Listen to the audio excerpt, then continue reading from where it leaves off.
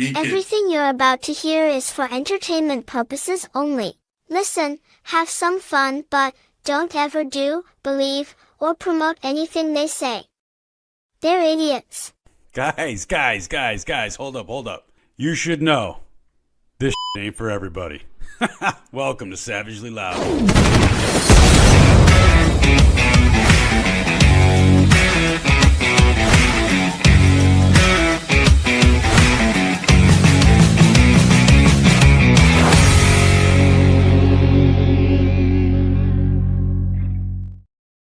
I like that. What's happening, people? Guys, check this out. I was doing internet. What's happening, people? Guys, welcome back to the show for the people that understand the facts. Divided by feelings equals failure. And this is never going to be more true than it is today. I'm Cliff. I'm your host. And I'm joined today and always by Big Dave Anderson, the Big Bad Viking.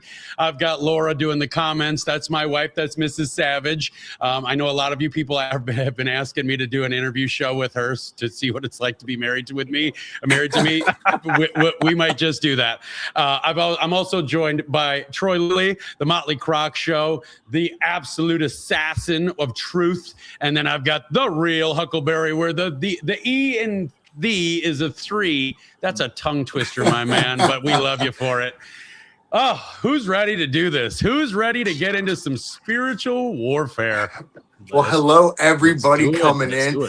Now, real quick, regardless of what app you're on, if you guys are on Facebook, you know what to do. Find your favorite emoji at the bottom right and tap it in. If you got emojis on your screen, you tap it. There's an arrow on your screen, you share it. You put it on your story, you put it on your profile, you send it everywhere. Everybody remember, be respectful, okay? This is a matched energy group, all right?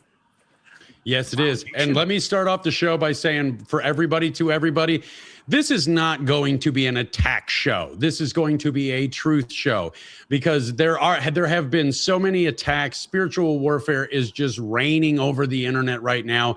All of us here have been a victim of it, and you know we've got to talk about it. We're gonna break this stuff down, because you know that there's people of every faith, of every walk of life, of every path of spirituality that have something negative about them that they want to project onto others as if they're it's not their problem. We're here to break this down. We're here to see if we can unite in some sort of fashion. But in order to do any of that, we've got to get to the truth of things. So we've got people here that are pagans, Norse pagans. We've got people here that are still like Huck. He's finding his journey. We've got Troy, who does his thing, and everything is different here. But we've all been in this whole big battle. So we're gonna break this shit down. We're gonna get really real about shit.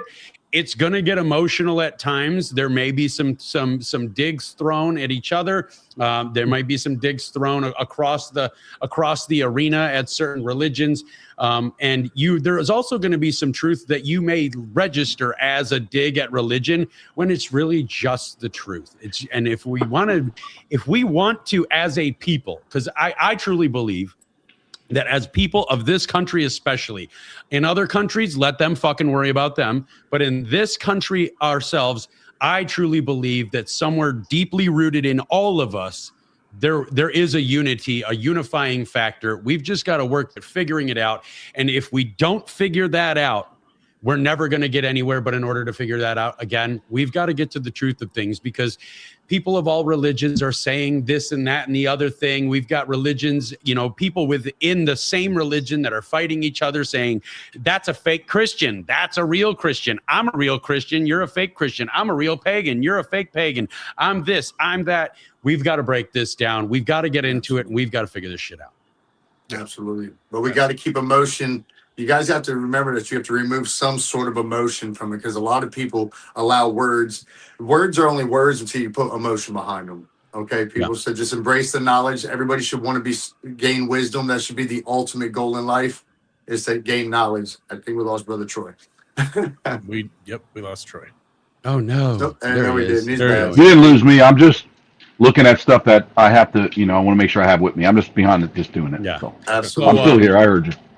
And when it comes to emotion, it all comes back to my intro of the show that I say every single show. facts divided by feelings equals failure. If we all want to fail collectively, then let's start inputting all of our feelings into everything. There is going to be some emotion. There's going to be feelings attached to things, but the truth is what we're actually here to seek. Absolutely. Yeah, knowledge is what it's all about. Wisdom and everything. I mean, we're not here, like you said, Cliff. We're not here to attack anybody. We're not here to, hate with hate, whatever. We're here to bring the truth. And this is stuff I'll be the gasoline. Just let me light the match. And like I said, feel free to ask your questions. Laura's going to put them on the screen. We're going to do our best to catch them. And like I said, let's just all try and have a little fun and gain some knowledge tonight. And for everybody on the show, if you see a comment that you come across that I'm not paying a lot of attention to the comments, to be honest with you, I'm looking at the camera. If there's something that comes across and you want to address it, stop the show. Just say, hey, I want to address that. We'll get that comment back up. And here's this one. I hope that doesn't come off rude. Please show me some facts that what you're saying is true. No offense, just asking. And that's totally fine. That's totally Absolutely. Great. That's what we're here to do. We're here to get into the truth behind these religions. We're here to get into the truth of how we all feel about it. And we're here to get into the truth of what path we should all be on. And I'll spoil that one. The path that we should all be on is the one that we feel in our hearts guides us the best way to lead us to being a good human being to our neighbors. If that's Christianity, fantastic. Stop throwing it in people's faces. If that's Norse paganism, fantastic. Stop throwing it in people's faces. That kind of shit, okay? So all questions are welcome. And I do appreciate the preface of saying that you're not trying to be rude. Because as you guys know, anybody that's watched my show, if I see some rude shit come down here, I will fucking destroy you. I promise you. Absolutely. And I just had a raven land on my window. I just want to say I did. Odin's watching. Man. Odin's with you, man. He said, I've been waiting all week for this. Gentlemen. All right. Huguenot Reunion's going to go back. The whole thing that's been happening, let's start here. If you're on the internet, you have probably noticed that there seems to be a giant spiritual war happening right now. Christians are attacking everybody. The Satanists are attacking everybody. We're going to air quote that one because there's so many different denominations of all of everybody. Pagans are attacking everybody. Buddhists, Hindus, fucking, Islam, Jews, everybody's attacking everybody. And the reason for the attacks is because everybody believes that everybody should be believing what they believe. And if you don't, that makes you wicked, twisted, and evil. It's simply not true. No. Can everybody agree with that assessment? Oh, yeah, absolutely. 100% agree with you. What's up, brother? Troy, you got something? Troy doesn't. Troy, you got something? I'm just listening to what you're saying. No, I think I actually think what Cliff said is absolutely true. There's nothing that to wait for. I think what he said is accurate. I think everybody puts these simplicity things in their mind and they shut down and they get in their little box and they ruin a lot of things for people because if it doesn't matter what it is, you can take a religion out of the equation. If Cliff wants to get you into working on cars or, anything that you have a profession, are you going to start with the most mundane, terrible stuff and shove it up their ass before you show them anything good? No. You're just going to take them in and you're going to explain, hey, this is how it goes. Look at this. This leads to this. This leads to this. This makes this go fast. But if you're like, oh, you drive this? Oh, well, you're just a piece of shit if you're not driving that. That right there is where people take into religion, and they shouldn't. I don't think anybody should do that to somebody. Well, and I know people feel passionate, Cliff, about what their faith is, and that's great. But ramming it into someone and telling them that they're wrong, and 9 times out of 10, I hate to say this, it's usually a person that isn't as educated as the person that they're directing it to. There's a lot of truth about that because you got to remember that you are very diverse. So are all of you guys. You're very diverse in a variety of religions and ideologies. And most people are only one-sided because we were raised to be one-sided. And I think that's what we're trying to break tonight is that barrier. Well, see, I mean, I haven't always been pagan. I grew up in a Christian household. I had to go to church. I had to go through confirmation and all that stuff. I had to convert when I got married to my wife to Greek Orthodox.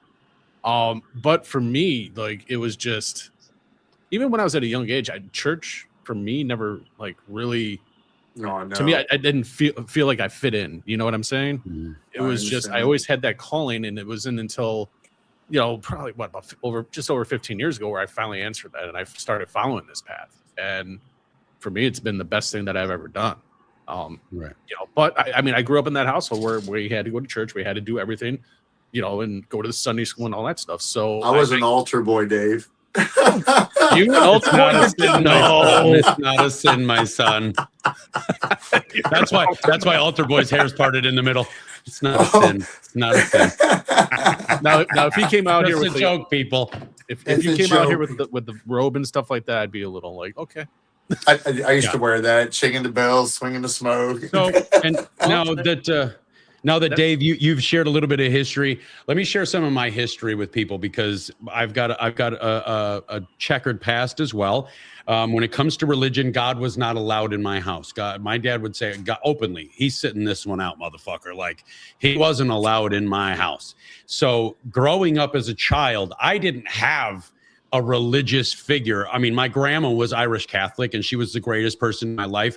But even then, she would even say, my faith is for me. If you want to know about my faith, ask me and I'll tell you. She never shoved it down my throat. So I kind of wandered. And then as I grew up a little bit, you know, out of the child stage, I found Norse paganism, or paganism as back in the day, it was really just not labeled, because there's Celtic paganism, there's Norse paganism, there's all sorts of stuff.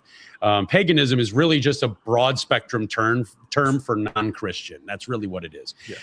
And as I moved into my hate, so for everybody that doesn't know my history, I'm very open about this. I was a hate monger. I was a skinhead. I was the Nazi, that guy. I was the guy that everybody hated, all that. Well, I discovered paganism. But I was neo-Volkish paganism. So there's different parts of paganism, or different sects of paganism.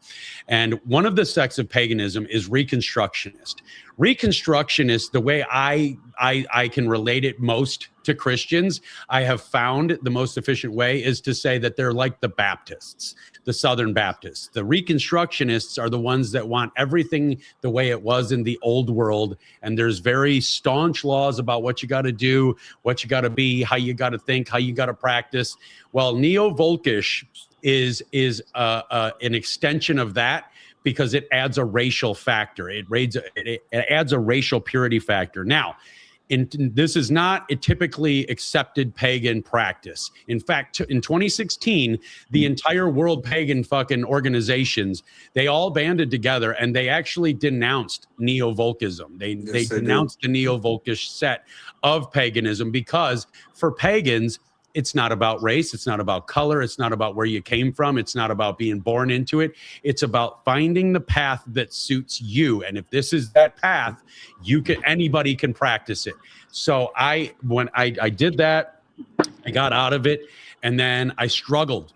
I didn't, some people need a religion. Some people need a moral compass. I didn't have that compass.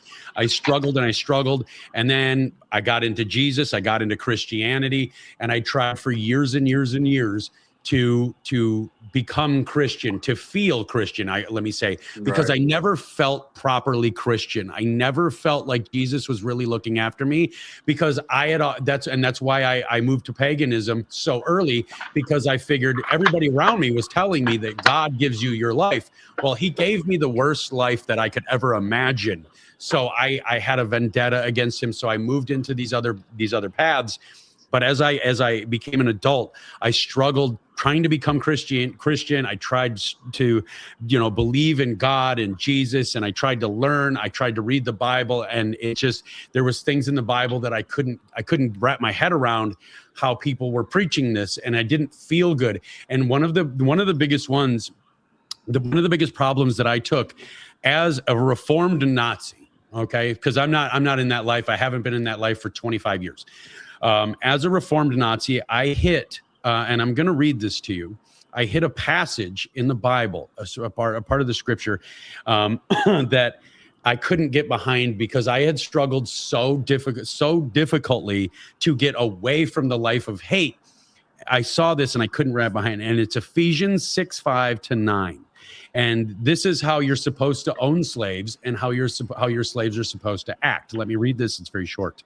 Ephesians 6:5-9, New International Version. Slaves, obey your earthly masters with respect and fear, and with sincerity of heart, just as you would obey Christ. Obey them, not to win their favor when their eye is on you, but as slaves of Christ, doing the will of God from your heart. Serve wholeheartedly as if you were serving the Lord, not people, because you know that the Lord will reward each and every one of you, or each and every one, for whatever good they do, whether they are slave or free. And masters, treat your slaves in the same way. Do not threaten them, since you know that he who is both their master and yours is in heaven, and there is no favoritism within him. That was one of the passages that I couldn't get behind, because I had believed that so wholeheartedly. I spent a lot of my I wasted a lot of my life believing that slavery was good. Most people should be slaves, this and that and the other thing. And I worked really fucking hard to get out of that life. And then to read that in the book that everybody was telling me that I was supposed to put all of my faith in was a problem for me. So that was one of the hiccups in my struggle with Christianity. And like I said, I couldn't get behind it. I never felt truly welcomed in Christianity. I never felt truly welcomed by Christians, because no matter what I did, it always seemed wrong. So I explored other faiths. I gave up faith altogether. I did the whole vendetta against life. I got a death wish. I said, fuck it. If all of every God that ever existed doesn't want me here, I'm going to live my life in a way that takes me off this earthly realm as fast as fucking possible. I got into drugs, hate, all that shit. But then when I got back into paganism, and Dave was the one that actually reintroduced me to Norse paganism as we know it today, which most people will refer to as modern paganism, I found a home. I immediately felt like I was home. And it wasn't because of it had anything to do with what I believed so many years ago. It just called to me because I have spent my entire life as a beaten child, always seeking wisdom and to try to figure out why my life was like this, why my dad hated me, why he beat me half to death. I always seeked out wisdom, and that was another problem for me in Christianity, because the root of Christianity is wisdom being forbidden. That is a problem for me. So that's a brief summarization of my story, but that's why I associate so deeply with Norse paganism, because anybody can do it. It's all about seeking wisdom. I personally love the idea of a pantheon of gods. If anybody doesn't know what pantheon means, it means there's a lot of gods. We have both male and female gods, because in this life, as we know it in modern society, women offer a lot to the world. Women offer a lot to men. Women are, dude, I've openly admitted this. Laura is my second wife. My kids came from my first wife, and maybe we might not get along that well. We're communicable, we're amicable, whatever. And we work together for the kids. But if it wasn't for her, my kids would have died, because I had no fucking idea how to raise kids. I'd never been around a baby until I had one at age 23. They would have died. If it wasn't for a woman, my own children would have perished. So if I look at modern society and I see all these great things that women offer, and I understand that there's arguments against it, there's arguments against everything. That's not what we're here to do. But when I look at modern society and I see the greatness that women offer this society, I immediately start wondering, why aren't the gods female? Why can't there be female gods? If all of this nurturing happens, because men are the providers, women are the nurturers. Without the balance, everything goes to shit. And we're seeing that more and more in modern society. As women try to become men and men try to become women, everything gets skewed. And everywhere that happens the most, it gets fucked up. So if there's a balance there given to us at birth, why not embrace that? And why not think that was embraced thousands and thousands of years ago? And you know what, Cliff, I just want to touch on one thing. I mean, what you just said and how, finding your way back with Norse paganism and all that stuff. What I find is a lot of stories, what a lot of people that I've talked to about this is exactly what you're saying, what I'm saying. And the great thing about it is that there's no wrong way of doing it. Right. You can do it with the way your heart feels. Right. And it's all about your character and the person that you are. Yeah. So, Troy, you got some background about yourself, brother? I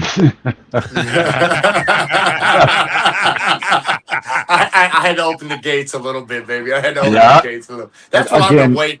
Go ahead. I mean, again, I think I was just listening to Cliff, and I'm actually was processing a lot of what he said. I obviously grew up in an era of the Satanic Panic. I was born in the '70s, so in the middle of the '70s, I entered the planet, and I think that what is it? There's a book just was written up there. It's funny to me because I never viewed religion as something that I had to partake in. Like we were forced into things like that as a kids, especially at that time. And so I think there were a lot of inquisitive minds. And if you remember, religion is very similar to like if you're in a school or a classroom. If there's somebody a little bit smarter than the teacher, they usually beat them down, and they try to make everybody equal. And back then, you got to start with the 1950s up through the 80s. If you went to school in the 80s, from the 1950s to the 80s, they were making good little consumers, right? And there were slight shifts. So another way to do that, there was a structure. They always talked about the separation of church and state, and that's great. But like I never could understand why we had to say, pledge allegiance to the Lions flag under God or whatever, because what God are you referring to? Because that would start fights. It would always start a fight. Well, it means this God. Well, how do you know it does? And it was like, it's ridiculous. You should be able to pledge allegiance to your flag as a patriot without adding a deity. And I saw earlier in the comments that somebody said it very well. I love life, this and this. My deity is Jesus. And I like the way that's put because this is a big playground and everybody's welcome to it. You can worship whatever you want or not worship at all. And to be honest with you, I study religions because they intrigue me on how many times they have resurfaced and regenerated each other just with a different name. The Bible was a little bit different. I've looked into a lot of religions, and let's not take that. A lot of people think that being a Muslim is a religion. That's a theology. That's not a religion. It's a theology, and that has to be corrected a lot of times. Well, I don't like that religion, a Muslim. Well, it's not a religion. It's a theology, right? Absolutely. So, but the older book, the Torah, is where they talk about a lot of terrible things. Like, really, women were just there. Basically, They were a step above slaves. They really didn't have anything to say. Yeah. Right. They were just, you're there for a job. We run everything. Fuck you. So that's where the whole, and God said this, and he said gays are bad and they're abomination. God never spoke that at all. I try to tell people, please go back to your Bible and read what people are saying God said. That's like me coming on here saying, well, Dave said or Cliff said, and making it a gospel. And to me, I think you really need to go back and perceive yourself. And a lot of times I have to tell people, everybody looks at the Bible as one book. It's not a book. It's 66 books, 1,600 years. Okay? And we also have the Dead Sea Scrolls, and there's a lot of stuff in there that wasn't put in for control reasons, right? Absolutely. Like, we can't give the public too much understanding of this or we've lost control, right? So back then, that to me, in my opinion, it's just my opinion, that was just a modern day form of government, right? Yeah. And I still deal with people today, it's 2026, and they still believe that there's people in the sky that kill their family because they're being tested, or people in the sky that do this. That's just, to me, just doesn't make any sense. We're here. This is our experience. Maybe God stuck us here. And I said to someone the other day, I said, how do you know we're not all gods in training, right? How do you know that we are not a God in training? Now, there's a lot of different types of faiths out there and stuff, but in my belief system, I'm my own God right now. And everything I do, and I can take it back to the Bible, that with the faith of a mustard seed, you can move mountains. It didn't say with the faith of me. And really the Bible only said, in order to be saved, you just have to believe in Jesus. You don't have to go to church. You don't have to hate anybody. You don't have to kill anybody. You don't have to burn down you don't have to do any of that. You don't have to make fun of a religion that's 10,000 years older than yours. You don't have to do that. So for me, it's about who you are. I know each and every one of you are different. And even when Huck's journey was Christian, and he tell me every day, man, God's showering me with all this good stuff. I'm like, it's great. You know what I mean? But some people are getting fucked in the ass today while you're telling me that. And they're praying for it to stop. Someone's getting raped. There's a child being molested. And what kind of testing is that? So if God intervenes and Right now, while we speak, there's some adult person raping a child. I want you to think about that. Where's God? Right. Yep. Right? Well, the Bible says children are innocent. So why is he not stepping in? But he's going to step in and save one because you prayed for it? Or no, the world is evil. And what I think religion is an excuse to make people not be responsible for their actions, to me. That's how I feel. I'm not talking about what Cliff or Dave follow. I'm not talking about understanding, the wars of the gods and having some honor and dignity and supporting your family, your troop, your women. That's not what I'm speaking about. I'm speaking about, like, I can do all this and then go to church and it's all good, right? I can say, I love this wonderful being up here, this dimensional being up here that does all this, but I can do this because whatever. And they go, well, Troy, you're just a sinner. And until you get out of the sinning state of mind. Well, first of all, sin is a made up thing, right? My idea of doing something wrong is different than somebody else's idea, right? So everything you do is a sin, but sin is made up. I don't even believe in the word. It doesn't have anything to do with it. Like, let's just, for example, let's take the word Lucifer. When you say that around people, like, I would name my dog Lucifer. Do you know what that means, Huck? No. Doesn't it mean light? It means, yeah, Light. It was for the planet Venus. It comes from, the bringer of light, which is ancient Roman for Venus. But when you hear the word Lucifer right now, oh my gosh, it's this guy with a super black cape on, a pitchfork, and he's tossing people over the fire, and it had nothing to do with that. Satan, the word Satan, that was created in the Torah. That all simply was an adversary to my faith. So I tell these people sometimes when they're jumping at me, well, your Jesus was actually a Satan because he was a rival to the Jews and what they were trying to teach in the Torah. They hated him for that, Yes, right? they did. To me, I don't think they put a crown of thorns on that guy, beat his ass, and fucked him over and nailed him to a cross because he was saving sins. They hated him and they wanted to burn him as bad as they possibly could because he was changing lives on the planet in his existence. Okay, Absolutely. he was doing what we're supposed to do on the planet in his existence. He was trying to love people and teach not to hatred and to be understanding and have the mind open. But when you turn it into this big, now they've made Jesus a hater. It's people just don't want to be part of it because, and the ones that do, and I'm sorry, a lot of the strongest people in my life, and I'm going to say this because I know it hurts people's feelings. The strongest people in my life that are either of faith. They believe in God, the Trinity, Jesus Christ, Holy Ghost of God, right? The strongest people, they don't go to church. They don't congregate with a bunch of people that have to be like, oh, well, I'm just going to. No, they do it in the right way. They go out and they give back to the community. They donate money to people who need it. They run charities, similar to the way, the bikers are, as Cliff said, when they were doing it under the pagan rules, and they take care of their village and they go do biker events or whatever, and they raise money.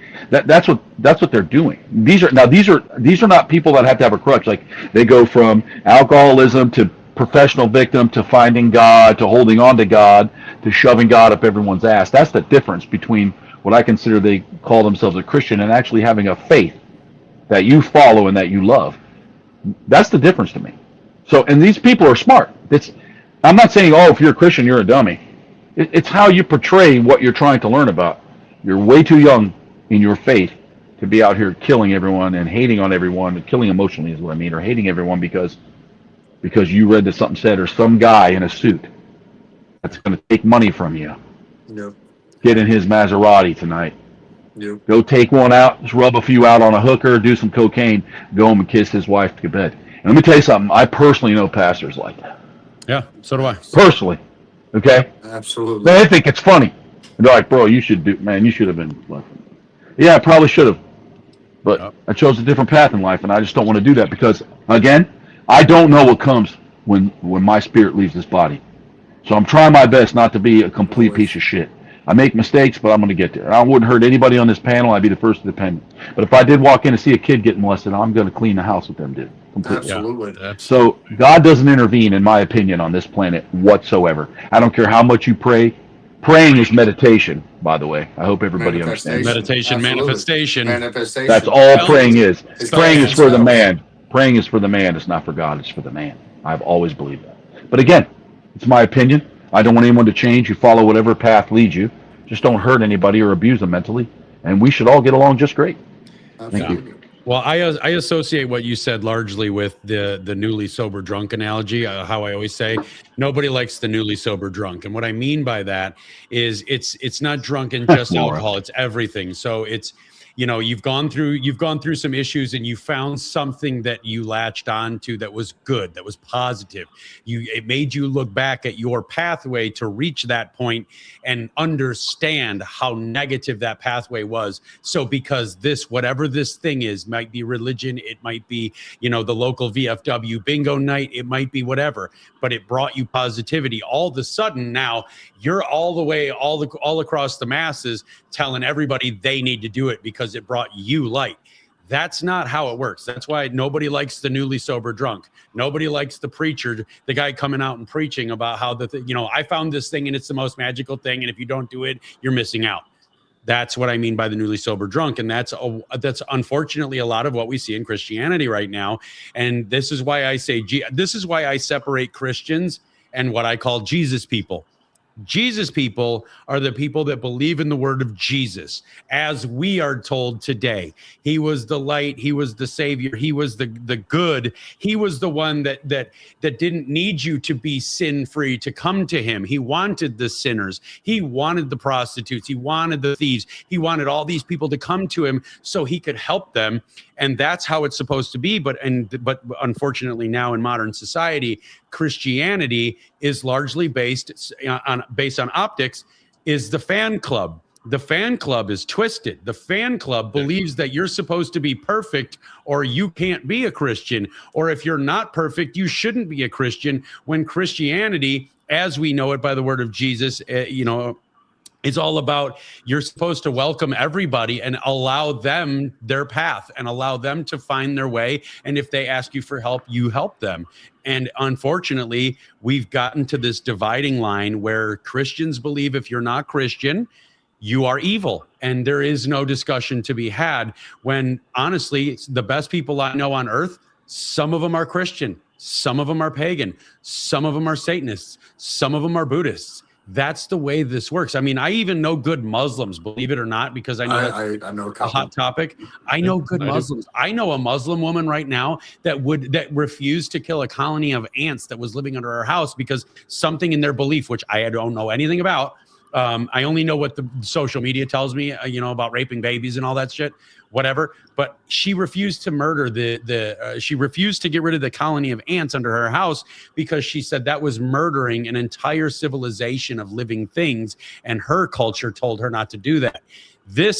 There is good in everything and there is bad in everything. Absolutely. The bad comes when you become a zealot. When you take everything that you've learned and you twist it and remanufacture it into a method of control, that's the problem. And a lot of people will have heard me talk about Christianity in compare and contrast to paganism.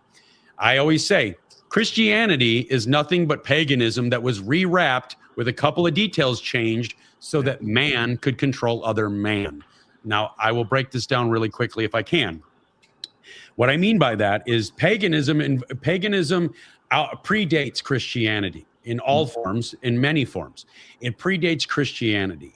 And to sum this up, what happened was the Christians, when, the Jesus people were good people, but then the Christians came and they wanted control. So what they did is they especially in the Northern Crusades, they would traipse across the land and they would come across these pagan colonies that just operated well. There didn't need to be a king. There didn't need to be a pastor or a preacher or some sort of religious figure in there. Everybody just understood that you're supposed to protect your community, the people in your community. You're supposed to honor and respect women. You're supposed to honor and respect children. You're supposed to do everything as a community to build everybody's life into what they believe is comfortable and successful. Well, the people that twisted Jesus's word to make the church, because as I'm sure everybody can imagine, the church is different than Jesus, than the actual act of faith. You know what I mean? The church is what corrupted everything. So when the church took over, they would come across these villages that just worked and they didn't like it. So, and oftentimes they slaughtered everybody because they didn't like that religion didn't call for man to control other man. Everybody believed what their gods told them or what their heart told them. They didn't like that. So what they did is they took paganism, they removed all but one God, they removed the quest for wisdom, and they said, now your wisdom comes from above. Your only wisdom comes from above, comes from heaven. Any wisdom on an earthly plane is evil. That's what they did. So now they've got all these people praying to this, and then they go, yeah, but I don't hear the God. I don't hear this God you're talking about. So they appointed bishops and preachers and pastors and all these other things. And they said, this person hears God. And God only speaks through this person. So now you need to get your truth from him, which comes from on high. So now you've got a system of men controlling entire colonies of people. And that's when we look historically, that's when we see everything in humanity really taking a turn for the worse. When man took control of other man. And I'm not saying it's only Christians that did this, but it was largely Christians that did this. When we see man take control of other man en masse, we see the fall of civilizations. No, we did. I mean, the medieval times. I mean, Troy's seen something, bro. Go ahead, man. Go ahead, Troy. Oh no, Dave, I'm just laughing at the comment. Because I don't want to attack anybody, man. I just think that. No, but you have to address the comments. I'm addressing them. I think I can't sometimes because I understand that. You have to understand. To some of these people here, they think it's their job to continually shove one specific religion in everybody's face and tell everybody else they're wrong. I've seen it 1,000 times in here already. I've seen it my whole life. Jesus doesn't let you in the gates just because you met the quota of telling how many people they were wrong. That's just not the way it works. And they're like, well, that's why you don't do this. That's why you only do this. And that. Look, I'll say it again. I have no idea, but everybody keeps saying, well, where'd pagans come from? Look, religion is upwards of 50,000 years old when we really started to develop governments, right? A lot of people don't understand about the sex cliff and why, Rome was burned down, because Rome was ran by two homosexuals, and it was one of the most successful places in the world at that time. But all I have to say is your religion or what you follow is based on the era you were born on the planet. That could be 600 AD, it could be 1200 BC, we don't know, right? So wherever you are, whatever you're talked about is what you do. We don't know. I can't sit here and tell you, well, you're not going there, whatever your name is, Nathan, Patrick, whatever, Cecil, because you got it wrong. Who am I to say that?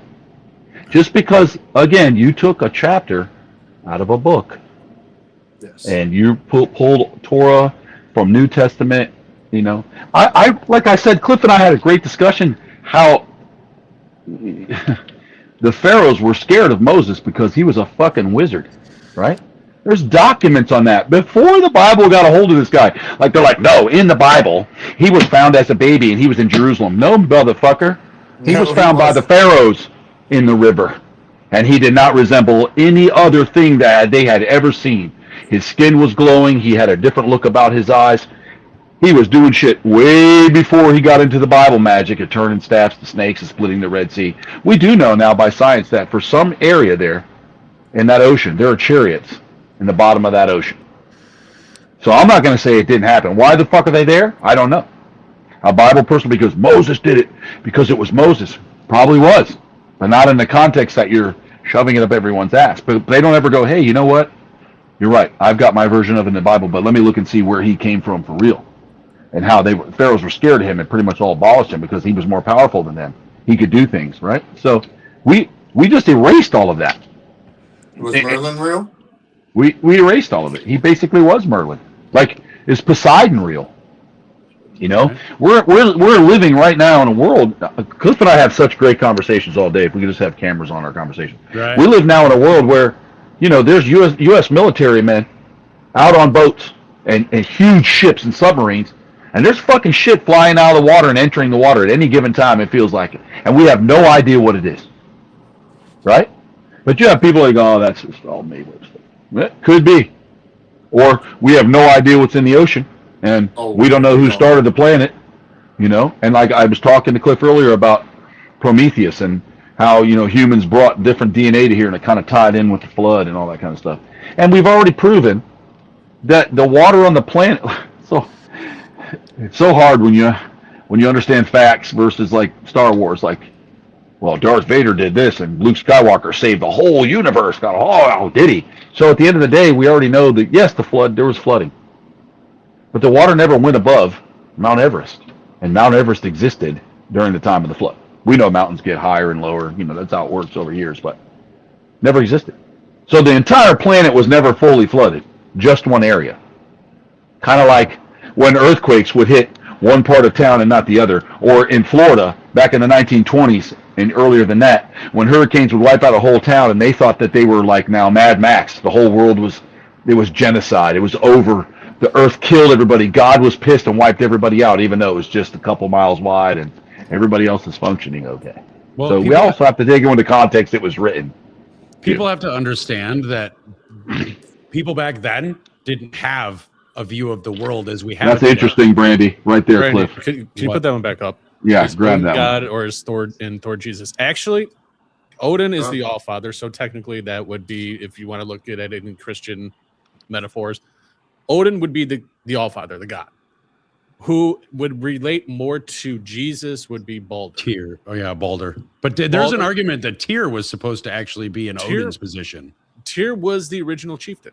He was. But there's so much text that has been lost over the years that historians are still trying to, there's an argument on that still to this day, even over thousands of years later, that Tyr was the original chieftain. But we take that out of the equation. If you look at it as Odin is the All-Father, then Balder would be the god of light, which would be more or less kind of like your Jesus, essentially. So basically, what you're saying is Jesus was Balder, because that was first. Yeah. So maybe God came, whatever the creator is. I'm not saying anything at all like this. Maybe God came to every era the way he needed to appear to those people at that time he was there. Is that possible? That's possible, and I would consider Thor with his strength, like I believe it's the Archangel Michael. I believe it is. I would consider. Yeah, very good comparison. I would consider that like the Archangel, one of God's warriors. What I believe, I believe, based on what I know and what I've read, is that what Christianity did is they took all of the pagan gods and they combined them. Yeah. So, and they left out certain ones, like they left out Vidar, they left out Loki, they left out the mischievous parts, the vindictive parts, the vengeful parts, and they combined all of the greatness of all of the other gods. Because for anybody that doesn't know, Norse pagan gods are not like Jesus. Jesus is the all-knowing, all-doing. He's got all the power. In Norse paganism, Odin is tasked with, wisdom and war and magic, and then Freyr is the god of abundance, and this. They each have a certain task list that they are tasked. That's their responsibility. And what it really does sound like is they made Jesus is really the amalgamation of all the goodness of the pre-existing gods. And there were pre-existing gods. I know a lot of people. I'm sorry, I see a comment coming up here. Ant couldn't make it. Ant's got some previous. He remembered he had some previous engagements that he had to get to, so he just couldn't make it. Sorry about that, guys. I should have said that in the front of the show. But when it comes down to the gods, is I think that's what happened, is that they took all the goodness of the gods and they amalgamated it into this one entity, and it's kind of what it seems like to me. Yep. Huck, let's get into your past, because we've all got a little background out here, and we know your hair's parted in the middle for a reason. So it's on the side, dickhead. Sad shit is it's been that way since I was a fucking altar boy. So just leave it alone. But no, I was raised Roman Catholic. Went through baptism, confirmation, communion, all of that. Altar boy, shoved down my throat. My one grandfather was a Lutheran. My other grandmother was a Catholic. My other grandpa was a Catholic. My other grandmother was an atheist. I'm pretty sure she didn't believe. But back then times were different. You could actually coexist with people who didn't think the same. Yeah. But I was in a household where it was like mom was treated like shit. I was smacked around, and it's just like, I'm getting the shit kicked out of me by people who tell me I got to go to church and be better. Right, It's just like certain light bulbs didn't set in, but I went through the steps. I did everything I was told to do. Let me rephrase that. I did everything I was told to do, like most people in the world, because I've tried to explain to people before during my shows that indoctrination isn't just politics. Indoctrination isn't just sexual orientation. Indoctrination is religion as well. And people fail to realize, like I use this example in my live once before, where it's everybody's raised a certain way. You might have been raised in a Chevy family, Ford family, a Christian family. Okay. family. You were told what you're going to drive. Yep. You were told what you're going to represent. You were told what you're going to believe, and you were going to told how you're going to eat. You're told how you're going to kneel. Like, you've just been told. You've never taken the steps to figure out what is it that you want. So for decades, I did the whole Catholic thing. I rebaptized as Christian, men's revivals. I stood in fields arguing with God, ready to fight whoever, and I ignored a deeper calling that just continued to gnaw at me, because I've always been intrigued with my ancestry. I always try to figure out who my biological father was, which that's a whole different story. You know what I mean? So it's like, I finally decided now that I was going to just gain knowledge. But that was due to the fact that for 46 years, I've had to listen to individuals tell me that I ain't shit. You're not good enough. Your language sucks. You smoke weed. Like, nobody ever sees the good that I do. They always want to point out what they deem as bad. Because, again, they were told it's bad. Whereas in other beliefs, other cultures, none of that's bad. Right. You know what I mean? So it's like people are literally told step by step since birth what they're going to fucking do. Right. And I wanted wisdom. And like I said, I'm in a family where it's like, I know my mom got smacked around. I know my stepmom got smacked around. You know what I mean? I know that shit fucking happened. And then I sit down with you guys and we start talking. I start turning off the instant trigger of like, hold on, man, you ain't gonna talk about my Jesus. No, let's talk about it. And I finally shifted brains to where it was like, okay, now we can absorb some shit. And then you start finding out that a whole lot of the similarities between religions. And then you start finding out the truth of what was covered up. And I'm supposed to sit here and take a book, like you guys said, where the woman is shit. The woman has shit. All Abrahamic religions, the women are shit. So I'm supposed to sit here. I was raised in a life where I know the woman was getting smacked around. I was getting smacked the fuck around. But I'm supposed to side with that shit. But then it's like, why can't there be gods and goddesses and things like that? And that's when I started opening my mind up, and I was like, there has to be something else that's been calling me, which you and Cliff and I've had many conversations, Troy, you as well. You know what I mean? And it's like a light bulb turned on. And it's like, how the fuck am I supposed to support some shit that was literally taken, created, drove across the land, forced down people's fucking throat? You have to fucking think this way, or you will fucking suffer in hell for all of eternity. So I'm supposed to sit here and live in fear. And hey, spoiler alert, 90% of the Christians are going to burn in hell, biblically speaking. I hate to be that guy, but it is. None of us live to the book the way you guys say we should. None of us follow it to the fucking T. Okay? We're all damn sinners, but the problem I had was I was getting crucified by people that didn't own a fucking mirror. People that didn't look in the mirror. You're telling me I gotta change, but I'm watching you smack this fucker around. I'm watching you drink yourself stupid, eating pain pills, sleeping with a variety of men or women, whatever it is. But I'm the one who's got to change, right? I'm the one who has to bow to your shit, but you're not even bowing to your own shit. And that's when the change had happened, because I've been crucified repeatedly by the people that I tried to represent. But not one time was I ever crucified by any of these individuals in this lobby. Not once. Even when I went to his house rocking a cross. It didn't matter. Cliff didn't matter. I haven't met Dave yet, but it's coming. But he's never judged me. None of these people have ever attacked me except for my own people. How am I supposed to support some shit that's based on, just like your ancestors, shoving it down people's fucking throat until they submit? I don't submit. Yep. I'm not. There was a great comment that just came up. Sorry, dude. Christos Jonides are no, they believe they can say sorry at the gates of heaven and he will let them in. That is one of the biggest problems with modern Christianity and anybody that is not part of modern Christianity. That's one of the things that everybody that's a non-believer, we're going to air quote that. That's one thing that we use against you greatly is that we see you, just as Huck said, we see you live your lives like shit. And you believe that just if you just say, oh yeah, sorry, dude, you created me this way, so I'm really sorry, I didn't realize that, and then you're going to get into heaven. And it goes back to what Troy was saying: it's an escapism. It's an excuse, a reason, a validation to treat other people like shit because you just know you always have this get out of jail free card in your back pocket, and that's simply just not how it works. If you read the Bible, that's not how it works. You can't just march through life treating everybody like shit, casting judgment upon others, because I think, if I'm correct in this, isn't that one of the biggest fucking problems, to Jesus, was people casting judgment upon others? Something about a plank, something about a sliver, something about all that shit, he without sin cast the first stone, all that kind of shit. But yet that's what we see of the modern Christian. The zealotous modern Christian is it's nothing but judgment all the time, and it gives the good ones, because there are many, many good ones, it gives the good ones a bad look. It gives them a bad name. It's the same thing as white guys, okay?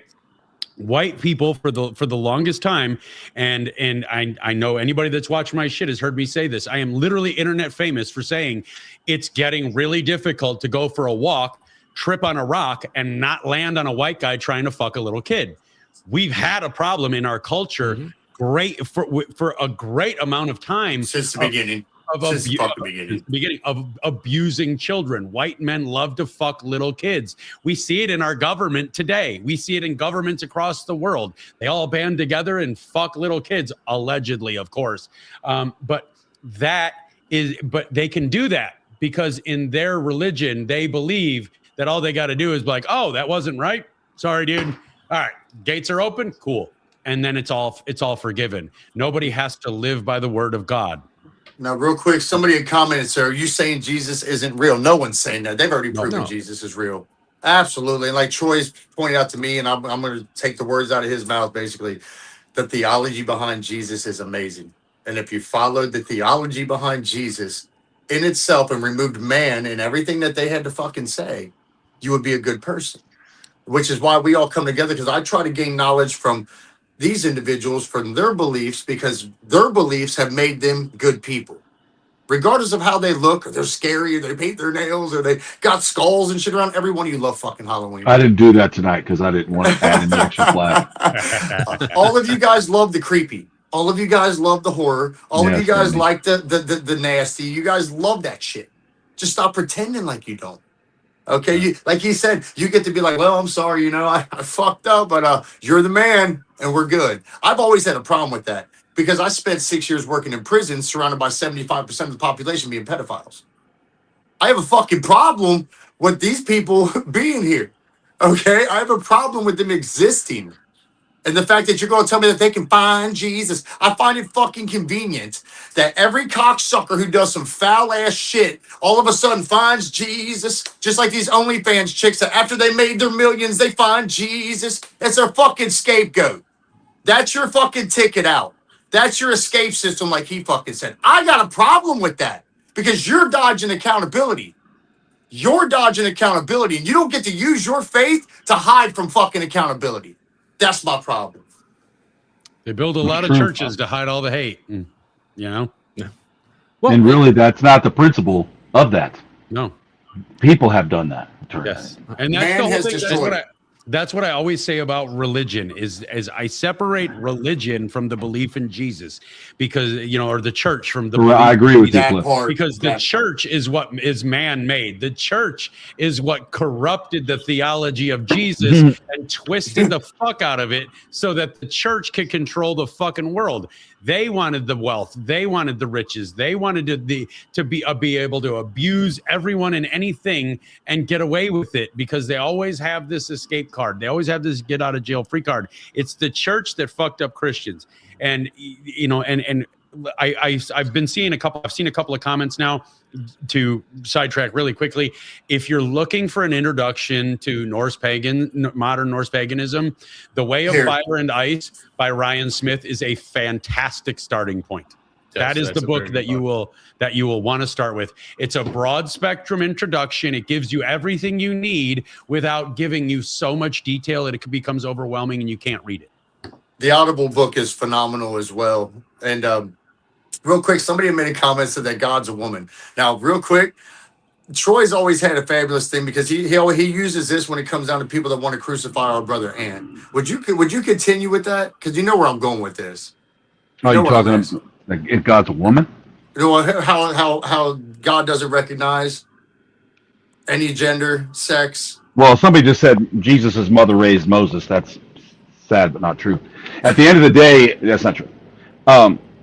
In the eyes of God, in the Bible, it says in the eyes of God that he recognizes no gender, which I don't know why it says he, but recognizes no gender, because in the original it didn't. It said God recognizes no gender, no race, we're all equal in the eyes, right? So God could be a gigantic entity, and when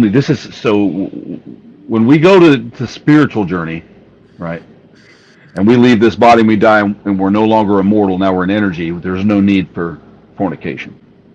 Right. So fornication is just a thing. And it wasn't a problem with who you chose to love and stuff until later on. And people always throw Sodom and Gomorrah in my face. Well, Sodom and Gomorrah was destroyed because they raped the people that came in. Didn't have anything to do with gay. The whole town just decided to rape the visitors. I mean, and a meteor shower happened. There was like a galactic issue. And, we had meteors hitting all the time and shoot, and so they turned it into a big thing, if that even ever happened. Right. So it isn't like when the volcano erupted and hit Pompeii. So if God may be absolutely nothing more than a giant energy, an intelligent energy, because intelligence kind of outweighs everything about us. I mean, intelligence sets you apart, and I think that's what we're here to do, to get to learn.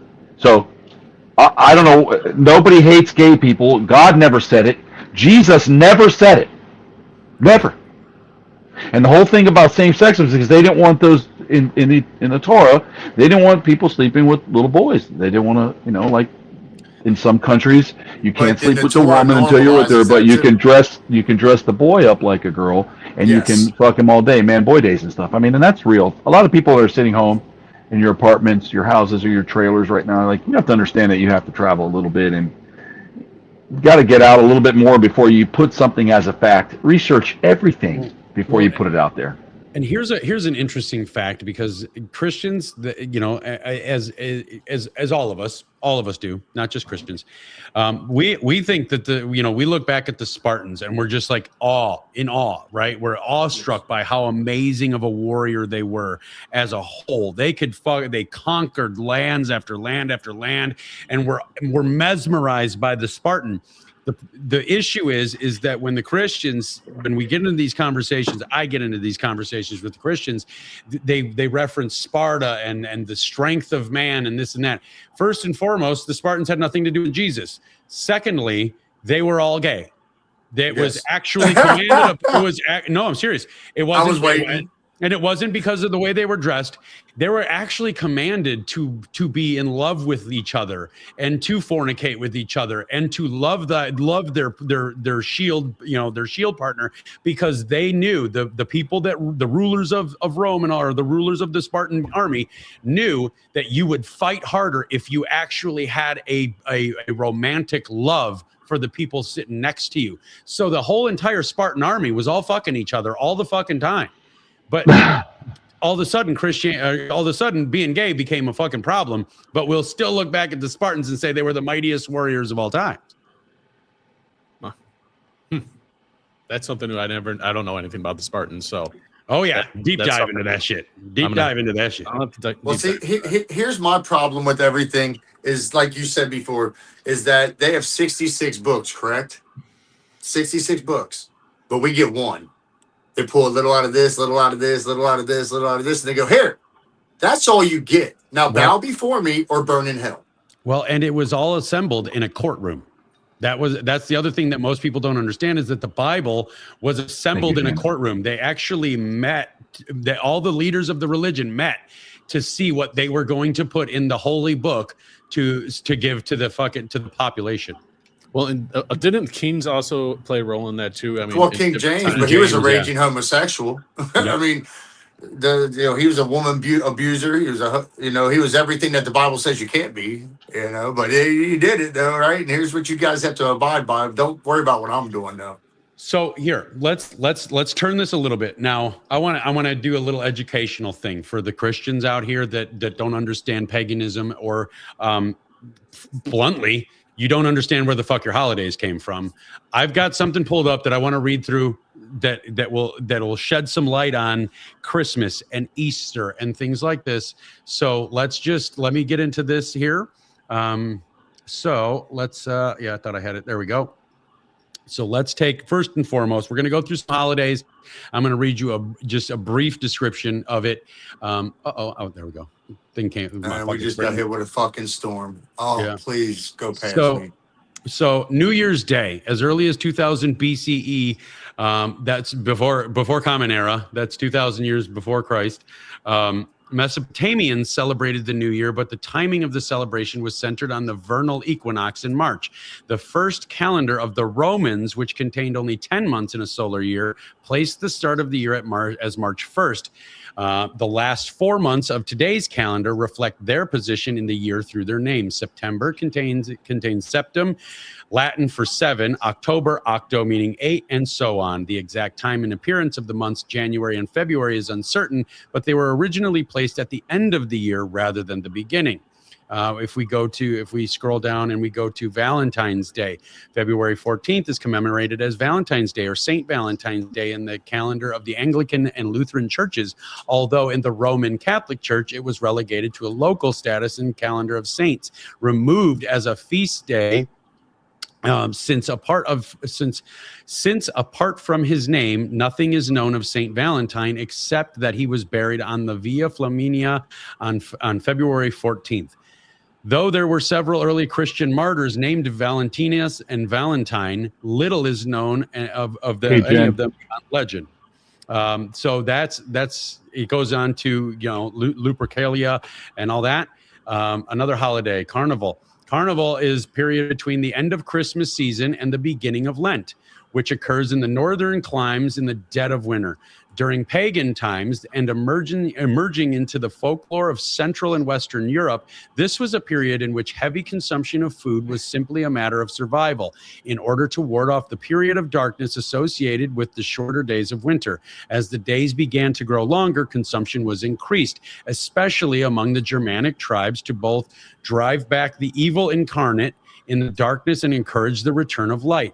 As Christianity emerged, that means it came later, and the lengthy fast of Lent became a requirement, the folklore remained. We can scroll down to the immortality of the soul. Christians believe the soul is immortal. Before he takes off with that, before Cliff takes off with that, I just want y'all to know that our new year is not supposed to start in January. I just want to throw that out there. It's supposed to be in April. Absolutely. Yeah, March, April. Why the hell would we start a new year when our planet is killing itself off right there during winter time? Somebody asked for references, Cliff. I'll give you. I am on History Collection. The website is historycollection.com/10 Christian holidays believed steeped in pagan traditions. The immortality of the soul. The immortality of the human soul is a belief of Christianity, one of its core tenets, in fact, and one that is based in pagan beliefs that well preceded those of the early Christians.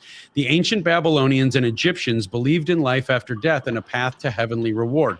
The Egyptians worshipped the god Osiris, who was killed but brought back to life. Osiris offered the possibility of new life after death, was the judge of the dead, and was thus associated with the cycles of life and death seen in nature, such as the changing of the seasons. After he was brought back to life, he was elevated to some form of an afterlife in heaven, which the Egyptians believed he had opened for all who followed him. So there's your Jesus story and your resurrection story. The Roman Saturnalia and Christmas. Prior to the reign of Pope Julius I, the birth of Jesus of Nazareth had been ascribed to several different dates of the calendar, including December, January, March, and June. The The biblical description of the event indicated that it was likely not in winter. Shepherds would not be tending their flocks in the fields in December or January, and the description of the census being conducted indicated that it was likely in the summer when travel would be easier for all citizens to return to the towns of their birth to be counted. Nonetheless, Julius I selected December 25th as the date of the birth of Jesus, which corresponded not with the Roman census, but with the Roman festival of Saturnalia, and it also coincided, I'm adding this, to the winter solstice and the end of the growing season. We can do Norse pagan customs of Christmas. Here's an interesting one. The Nordic peoples of Scandinavia and the Germanic tribes in Northern Europe celebrated the winter solstice through the Yule festival. That's why, yes, they did. Which was held for centuries before the arrival of Christianity in the region. Similar to the Roman Saturnalia, Yule grew over time. From a period of 3 days to a holiday of 12 days, the festival celebrated the return of the sun and the lengthening of daylight and days following the solstice. And the god Odin was worshipped with animal sacrifices and other religious rituals. Religious ceremonies were part of the central part of the Yule festival, which was feasting and drinking of ale, mead, and singing. That is also, I'm also adding this, just based on history.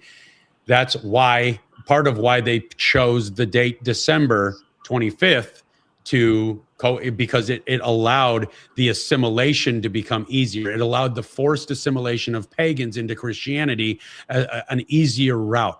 And I can go on with this. And I know this, again, it's historycollection.com/10 Christian holidays, beliefs steeped pagan traditions. You can go ahead and go to that website, read it. But the history of when I say, and I'm fought on it all the time, where I say Christianity is paganism rewrapped, it's largely because all of the holidays, Easter, in fact, is not about Jesus. It was about the growing seasons. It was about, and what happened was Christianity, the rulers of Christianity, I don't want to say Christians, the rulers of Christianity, the people at the top that wanted the control, they forced it onto the pagans by many different methods. One of the methods they did was they just changed all the holidays around so that they could associate an existing pagan holiday with a new Christian holiday, and it would make assimilation easier. Yeah. Other things they did was slaughter everybody. Other things they did was they would suffocate them. It was called communal suffocation.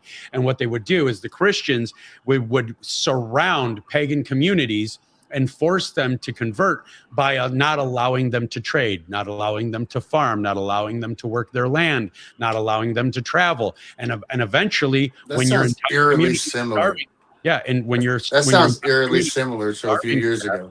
Yeah, when your entire community is starving to death, you are going to assimilate because you're starving to death and you need to feed your family. It's much like COVID. When we had COVID just a couple of years ago, what did they do? They still to this day say, we never made you take the shot.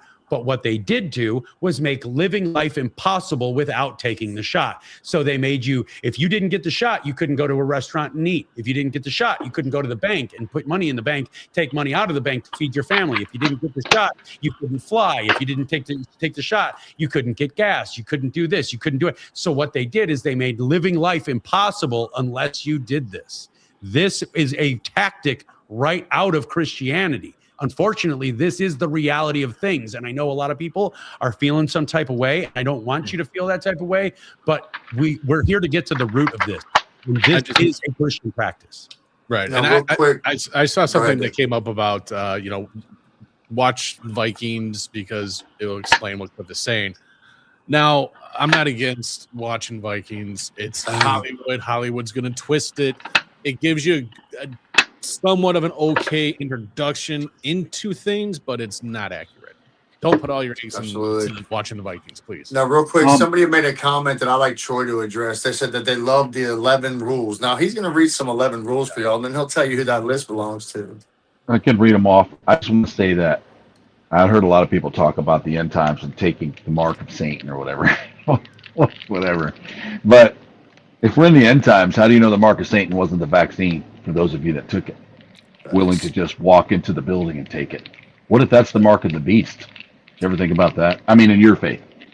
you're going to deny it. You're going to say, no, it's going to be that little stamp on the hand where they put a microchip in your eye, like they talked about in the 80s by that, whatever that guy does, that from the Growing Pains when he did his end time, whatever Kirk Cameron. He's, I mean, this guy's. Anyways, so the taking the mark of the beast was, you can't go eat if you don't get your shot. You can't come in this store if you don't get a shot. You can't travel anywhere if you don't take your shot. So we want to think about that. Somebody else had said that Satan was the author of chaos. Satan is man-made. Again, yes, because it's different transitions over thousands and thousands. You know, it was basically when the Jews first wrote about him, he was basically like an attorney for God. He was there to judge humans and question them on what they were doing. That's when it first started, which then became adversary. So then later on after that became an adversary and became Jesus. So it goes on and on. But he was never like a direct opponent. And then there's theories that Jesus and Satan are brothers, and they just got sick of the shit, and one went one way and one went the other. Yeah. And we can't prove that. You can't tell somebody who reads just the Bible that that's true because they didn't read it in just the Bible, even though the original Bible was written way back in Arabic language, long before the Aramaic. Yeah, Aramaic language, way before it became what it is today in the King James. I mean, think about that for just a second. I mean, come on. And I love these comparisons. I really do, because what Huck just said about chaos and Satan, you look at in Norse paganism, you have Loki. Loki was about chaos. You look at Odin and you know what he did, and then you have the comparison with him. Now you look at Adam and Eve. Well, Christians have Adam and Eve. Norse pagans have Ask and Embla. Same concept, just a different story. Now, what's the story of yours? It's the same. It's basically the same thing. It's just reworded a little bit. Where you know we didn't. They were made out of driftwood and shit. Yeah, we're made out of driftwood, all that. But this, when I say the story is different, it's different because you know she, they took the apple of knowledge and ate it and influenced by Satan, whatever. You know, it's that part wasn't there. It was like they were born. That's why I like apples so much. And you were able to get the knowledge and the wisdom and all that stuff. And I saw another thing about asking about it with Odin, why Odin or something like that was in search of wisdom, if that was his only thing. The reason why Odin was in search of wisdom and knowledge was to try and prevent the ultimate outcome, which nobody can, you know, everybody has a fate. You're not getting away from it no matter what you do. You can prolong it if you do certain things. And that was what Odin was doing, was trying to protect himself and the gods and humanity from what was about to come. So, yeah, just wanted to throw that out there. No, that's really cool. You guys are made of driftwood, man. That means you got some hard motherfuckers, man. I know how solid driftwood is, man. It's a commodity in Florida. Well, and there's just so many similarities between the two, and with the paganism that came through. You see it and how they had to rewrap it. I don't want to say steal. I don't want to say anything like that. But they had to rewrap it to assimilate, to get these people to assimilate to Christianity. I like that, Dave. Rewrap it. They regifted an idea to you. I like that. He said, I don't saw want to a say steal. comment that said no one was forced. You were absolutely forced. If you didn't bow before them, you lost your job. If you didn't bow before them, you didn't have your little vaccine card. You couldn't do shit. This woman that you see on the screen, she took a stand against that shit, and she gave up a fucking multiple year fucking career at Cancer Treatment Centers of America because they told her outright, you can't work here unless you take the shot. And she decided to save her own life and save her own pride and not take the fucking shot, and gave up her entire career that she had spent years trying to achieve. Walk the fuck away from it. So don't fucking tell me these motherfuckers never told you you had to take the fucking shot. You know, that's true. They did. Someone asked. Go ahead. Well, I was just going to say, I wanted to just say one little thing. Everybody loves St. Patrick's Day, right? But does anybody actually know what St. Patrick's Day is about? Enlighten us. St. Patrick's Day, it was the day that St. Patrick got the snakes out of Ireland. Funny thing is, Ireland doesn't have snakes. You know who the snakes were? Christians. No, pagans. I meant the pagans. Sorry. Yeah. The pagans were the snakes. They wiped out the pagans out of Ireland. That's why we celebrate St. Patrick's Day. Yeah. You celebrate St. Patrick's Day. I don't fucking celebrate that bullshit. I don't either. I don't go out doing that. Just like in Ireland, they don't celebrate it with corned beef and cabbage. That's an American invention. But if you talk to anybody from Ireland when it comes to St. Patrick's Day is kind of like how Yule is. It's the day of feast, day of family, day of just being together.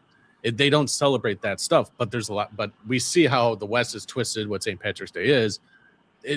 I just wanted to kind of throw that out there because that's not actually what you're celebrating. It's not celebrating the elimination of an entire civilization. Yeah, essentially, yes. Well, St. Peter invented the upside down cross in essence, but everybody wants to blame the old man in red. They don't know about that one, Troy. Somebody asked earlier the 11 rules, the 11 satanic rules. Now, it comes from the 7 tenets, which is further back in a certain type of religion, paganism, Satan. So Anton LaVey, he wrote just a very basic, if you want to be part of his culture and what you do, he wrote a very basic commandment to life. And if you want them, I'll read them to you. So I don't get them wrong. I pulled them up, so I'll read them. You do not give opinions or advice unless you are asked, number 1. Number 2, do not tell your troubles to others unless you are sure they want to hear it. Number 3, when in another's house or lair, show him respect or else do not go there. If a guest in your host annoys you, treat them cruelly and without mercy. Do not make sexual advances unless you are given a signal. Do not take that which does not belong to you unless it's a burden to another person and he cries out to be relieved. Acknowledge the power of magic. If you have employed successfully and obtained your desires and you deny the power of it after having called upon it with success, you will lose all that you have attained. Do not complain about anything which you don't need to subject yourself to. Do not harm little children. And do not ever kill non-human animals unless you are attacked or for your food. And when walking in open territory, bother no one. If someone bothers you, ask them kindly to stop. If they do not, destroy them. And everybody can agree with that. Everyone in here can agree with that. Yeah. And I know somebody in here is going to be like, I don't agree with magic. Your prayers are magic. Yeah. Your prayers are nothing but casting spells. You're manifesting. You're speaking. That's why we call it spelling. Isn't that why we call it spelling? Spelling. Yes. Yeah. Well, we're writing a spell. Somebody had asked about Halloween on this, kind of on this to fit Christian. into this. What about Halloween? Halloween was Samhain. Christian holiday. If you want to look it up, it's actually spelled nothing like it sounds. It's actually spelled basically Samhain, Samhain, but it's pronounced Samhain. And what that was it's a pagan festival because they believed that was the time where the veil between the spirit world and the physical world was the thinnest. So they would light communal bonfires and they would celebrate all this because they were celebrating. They felt like everybody could celebrate together. The dead and the living could celebrate together, and that's when they were most easily communicating with each other. Christians took it and made it Halloween and made a mockery of it and dressed the kids up in fucking masks and let them go get candy and shit. That wasn't actually part of the original festival. The original festival was all about honoring your ancestors that had passed on to other realms and other worlds. And that was simply just the time where the veil between the afterlife and the physical life was the thinnest. Well, and that's the thing. I don't think a lot of people understand that. I live it. Paganism and how we're about honoring our ancestors, honoring our family, being good people. We're not out here trying to push what we believe onto anybody else. What you believe is what you believe. If that works for you, great. What I believe is what works for me, and that's what makes me a better person. I believe that we're judged by our character and who we are, and if just being a good person, and that's what paganism is. You just want to be a good person. You want to be in nature. You want to honor nature. You want to honor the, women, children, all that stuff. So what's the problem? Well, you have to conform into people's boxes, but we shouldn't. Right. Well, and to build on what you just said is basically just being a good person. That's why I follow paganism. That's why I follow Norse paganism, because for me, like I said earlier in the show, I have a respect for women. I do. Women, if it wasn't for women, my kids wouldn't be alive. If it wasn't for women, I wouldn't be alive. My dad kicked the ever-loving fuck out of me all the time. And the only ones that ever nursed me back to health was fucking my mother and my fucking grandmother. They were the only people in my life that gave a fuck enough about me to not let me die. And when we look at Norse culture, women could hold office, women could own land, women could receive inheritances, women could lead battle armies in certain situations, they could lead communities in certain situations, they could hold public office, they could run families. They were very, very, very respected. And when we look at Christianity, it was the exact contrast of that. There isn't a woman in any Abrahamic religion that is worth a fuck in the book. All women are supposed to barely be seen and never be heard. And I mean, but due to Christian laws, here's a fun one. I think it was up until 1989 in New York, due to Christian laws, you could rape your wife.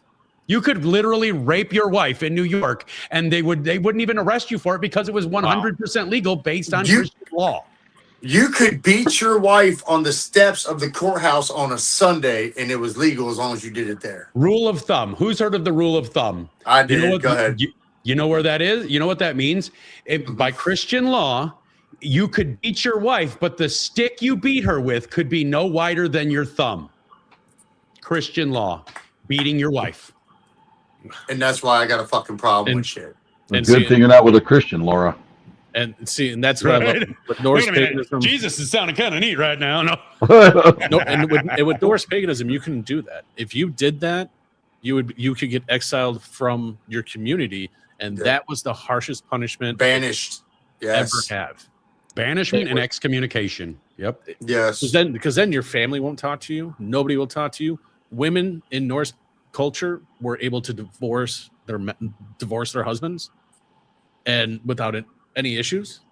I mean, you spoke about the women going into battle. Their archaeologists have found so many women that have been buried from the Viking Age that have been buried with all the things like kings would be buried with. Yes. Dogs, swords, money, everything they would bring over to the afterlife. Women were at such a pedestal back in that time, and they're way ahead of medieval Europe. And I think that was part of the biggest problem. In many situations in Norse pagan history, when a man would die, the family would convene and hold a service. When a woman died, the entire community would convene and hold a service for her. That's how respected women are. And that's one of my biggest problems with Christianity. It's kind of, for me, it's like, I don't know how women just get into Islam. Like, I don't know how they glory to be to Allah. Like, and while you're wearing a fucking burqa. Like, because you're not allowed to be seen, you're not allowed to be comfortable. You have to, if you go swimming, you have to wear this shit. Now, in many countries in the Middle East, the Islamic law says that women only need one eye to see. So the burqas are stitched over one eye. They only have one hole in their entire fucking thing so that they can see, and they're not allowed to speak. I don't understand how you could take part in this. Christianity is the same thing for me. With my respect for women, I don't understand how women can be Christian when the entire religion and the other two Abrahamic religions that pair with that treat you people like shit. Yes. And see, here's my thing is, I look back at the Bible and it's like the two representations that they want to give you guys for women is Eve, the one who was punished for fucking Eve trying to gain knowledge, and B, one was a prostitute. Like that's supposed to be. That's it. You ain't got no goddesses and nothing to be cheering on. You ain't got nothing good that came from y'all. Just a prostitute, and a chick that tried to gain knowledge and was punished for it. That there's a fucking problem with that. No, and let's take that one step further. She didn't just get punished for trying to gain knowledge. She actually put a blood curse on the rest of humanity for the rest of time, because of her in the book. We all people, but in their religion, they are cursed with a blood curse that they can't live down because of her. So every sin you commit, woman's fault. Every fucking immoral act you commit, woman's fault. It all revolves back to women, and that's why you guys aren't allowed to have rights. That's why you guys aren't allowed to have a voice. It's why you guys aren't allowed to be seen, be heard. It's wild. Sorry, I was trying to go back. I saw a comment that came up, and I wanted to touch on it. Yes, Skolgamores. Yes, Skolgamores. And to be honest with you, Cliff's a little bit too tall to be a Viking. I'm just saying. The Vikings were actually the Norse were actually short, about 5'11". Yeah. They're they short, said short as like, well, those were the bigger guys, dude. They all average about 5'8". Yeah. So you guys would walk in a room and they'd be like, "Hey, look, these guys from." I know there was the last great Viking. He was 6'6". Yeah. Forget his name right off the bat. You'd probably know Dave. But he was Leif 6'6". Leif Leif Erikson. Was it You're Leif so Erikson? old, God. Leif Erikson.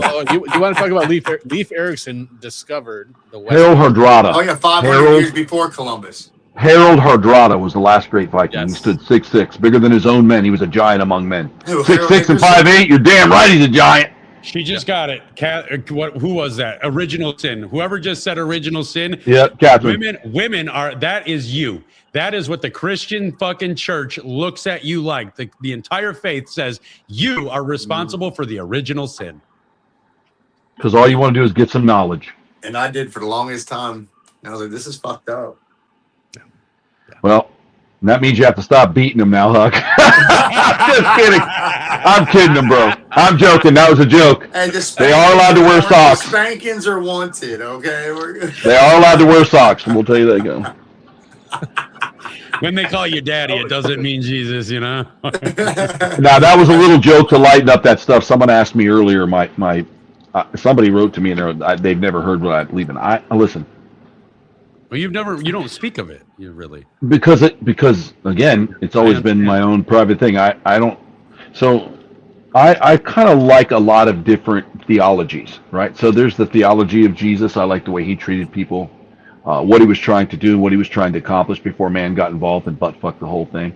Yeah. I love some of the really cool stories of the Norse pagans and the gods they have. I mean, who doesn't think Thor's just badass? I mean, let's just, and Odin, when you piss him off and the world shakes. I mean, you have to think of how cool that stuff is. Some of the Greek gods that they had, from all that, all that stuff that they did. But as far as trying to live more like, I try to stay away from stuff. I kind of follow what I just read to you. I lean more towards like LaVeyan Satanism because we're our own God. You can get up and you can create the world you want to live in, and we have that power. Or we can destroy it. We can pour it full of drugs, Kentucky Fried Chicken, STDs, needles, alcohol, all kinds of stuff. Or we can get up and go, you know what, I'm going to create this for myself. And a lot of people don't realize they accidentally do that by prayer or meditating or speaking it into reality. It's the only thing that we believe in anyways. And I'm not saying ever that there is not a creator. I have never once said that. I've never said I'm an atheist, right? I've never said that. But as of right now on this planet, I'm my own God. It's always a thing and when you're done, like I've always thought about suicide, people's theory on suicide. Suicide, if heaven is so great, you guys can and have the ability to take your own life and go to heaven. Nowhere does it specifically say that. That was doctorate written by people because they didn't want people killing themselves off back then due look at to the Asian faith. Loss of what's that called? Well, they're all going to hell according to certain religions, but yes, they disembowel themselves when they dishonor their people. Yes, it was done during when Pearl Harbor happened. That's what the emperor was just. Yep, he had no idea themselves while somebody else. So they made that whole thing up. You guys can dig into the evolution of religion's views on suicide. Suicide, they compared it. Well, that's murder, and you're not allowed to murder. Taking your own life is choosing to turn off. I'm not saying for anyone to ever do that. Disclaimer. I'm not telling anybody to ever off themselves, right?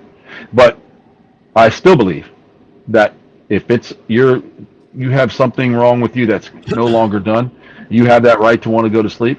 I've never understood why we can just line up innocent dogs and cats whose only job is to be here to love their owners. We just gas them because, there's not enough room. Next. And nobody ever changes anything. I see a lot of signs. I see a lot of picketing. But we'll go and we'll take a mother dog that comes in with her puppies and we'll abort those babies. We don't care about that dog and how it feels, even though it's completely different sentient being than me. But we'll complain about abortion in human life. We'll complain about this. We'll complain. And it all ties back to this creator and what was made. So for me, I can't speak for the creator of why I'm here. Rather, it's a programmer. It's God. It's Odin. It's the devil himself. I can't speak because I have no idea. I can only put together what I think I can feel. and try to do right by the people I care about. So yes, I would fall more into that, and that's where I would be with it. So if you want to know me, They've that's been exactly what I asking would this do. question for an hour now, and I want one of you guys to address it however you want to. But they want to know about reincarnation, heaven, hell, things like that. There was a comment, Laura, that popped up recently. Was I it think it was about? light blue. It was like a light blue background, I think. Let Was it me on Norse paganism? Go shoot, Cliff. What you got? get 1 second. And Dave, There we go. Leave that right there for a minute. I'm going to have you handle that, Dave. But there was a comment, and if I butcher your name, I'm sorry, dude. I think it's Nasario Terrazas. He said, again, we don't know. He's asserted the idea that we don't know for a fact whose religion is right or wrong or whatever. Absolutely. And I 100% agree with that. And no truer statement has ever been made. And this is quite possibly the biggest dividing line between Christians and literally every other religion, because every other religion, we will openly admit, Norse pagans will openly admit, we can't prove that our gods ever really truly existed. We cannot prove to you that our doctrine, our path of faith is the one for your heart. We will openly admit this. All other religions will say this, but the Abrahamic religions, and especially Christianity, you are consistently asserting that your religion is the only religion that should be believed. Your God is the only God that ever truly existed. And again, we can't prove it. I know people will say, believe, it's been proven Jesus existed. It has not been proven that Jesus existed. It is speculated that he existed because he does come up in other books of other religions. There was a time span where he wasn't around, and then he showed up in what was a Hinduism, I think, Troy, where he showed up in the Hinduism. So that's not proof. That's not proof, but it is a good basis to say that he did exist. But again, you can't prove it, but you guys seem to think that that's the only thing that, and the only one that ever was true. And you guys speak, for me anyway, I get a lot of shit because I'm Norse pagan, and I speak on, I just say it like it is. So I get told that I follow a false prophet all the time, and I want to make this really clear, and then I want to get to one more point, and then Dave, I am going to have you handle that one. I get told that I'm worshiping false prophets all the time. By definition, false prophet is the newest god. It's the god that that was attempted to replace older gods. That's Jesus. Jesus is the newest god. He is the false prophet. If you're going to come at me and talk to me about false prophets, you need to know what the fuck you're talking about. He's the newest god. So him, Muhammad, and whatever the fuck the Jews believe in, those are the false prophets. Those are the ones that replaced every other god, not even of my own culture, but all other cultures. So just hold off on that. And then one real quick thing, atheism. That's a neat religion. And every time I say it's a neat religion, I get a lot of comments. Shit. I get so much shit because the atheism is the lack of religion. No, atheism is the newest religion, because if you ask me, when you band together in congregations and you fight other religions, you are now a religion. All right, Dave. All right. So, so I want to address this. Okay, so what about reincarnation, devil, and hell? Yes, Norse pagans do believe in reincarnation. So we have that similarity there. As far as hell goes, yeah, we do have a hell, but our hell is completely different from what you're thinking. See, the goddess Hel, which is Loki's daughter, she basically watches over the dead who die of natural causes, diseases, and sicknesses. We have many different places where we can go, but it depends on how you die. If you die a noble death, you can go to Valhalla, or you can go to Freya's Hall. Freya gets the first pick when it comes to battle. She takes the first, I think it's the first 10 warriors she gets, and then the others go to Odin. But as far as hell goes, the goddess Hel, she watches over all the dead, takes care of them. It's kind of like from what the texts say, it's like kind of a gray area, but it's gloomy, but everybody's happy. Everybody's just wandering around, living out the rest of their days until the reincarnation happens. So we do believe in reincarnation. But your hell's called Helheim, correct? Hell, yes. Helheim, and it's just a continuation of the life you're already living, correct? Correct. You're not living in fear of burning in hell because you didn't bow the right way. You just get to continue your life or go to Valhalla or one of the other 9 realms. Yeah, well, there's ultimately there's 1, 2, 3. There's not 9 different places you go when you pass. There's only you got That's what I'm wanting to know. About 4 of them.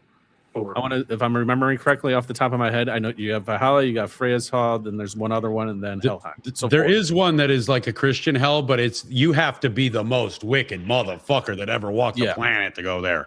It is literally reserved for thieves, rapists, and all that kind of shit. Yeah, I don't remember the name of that one off the top of my head. Because nobody ever talks about it, because that's not part of our being like that is not our culture. You know, it's not. Well, just like somebody else has said, what if all religions are wrong? And I wanted to touch on that. Possible. What if religion, and I do say Christianity largely, but it can go all to all the religions, even the ones I practice, even the one I practice. What if, wild-eyed idea, what if Christianity is a litmus test to see who belongs here and who deserves to be here? What if Christianity is a litmus test? What if Christianity is a test to see who will blindly follow anything they're told and that's used as a test? So when the rapture comes and all of the people are called home, what if that's just deciding that these are the people that are too fucking stupid to inhabit this planet, because those are the people that are going to be the worst for this planet and the future of all living things? What if? Yeah. What was that one? There was also, I mean, there's been people that will actually, when it comes to Jesus, that he was here to raise the conscience of the people. And that's why ultimately he was killed. Absolutely. He was killed. They feared him because he was raising the conscience of everybody that was around him. And he would sit. He was a radical. He was a radical. In the eyes of today's society, he was a radical. He would sit with the people that the kings and all the higher up people wouldn't want to sit with. He would sit with the prostitutes. He would sit with the sinners. He would sit with all of these people. Absolutely. And have those conversations with them. But the problem is it's not Christianity. Christianity is not the problem. The problem is how it got twisted so much by man. The interpretation of it. Yes. The whole interpretation of Christianity, it's a great concept. The problem is that it became organized. And once it became organized, that's where it just tore it down. Well, just real quick, I had somebody one time run this by me, and it stuck with me for a little bit. Everybody here knows who David Blaine is, right? Yeah. Everybody knows who David Copperfield is. He's the street guy, the guy who walks on water and dangles in the air and disappears and does all this magic and shit.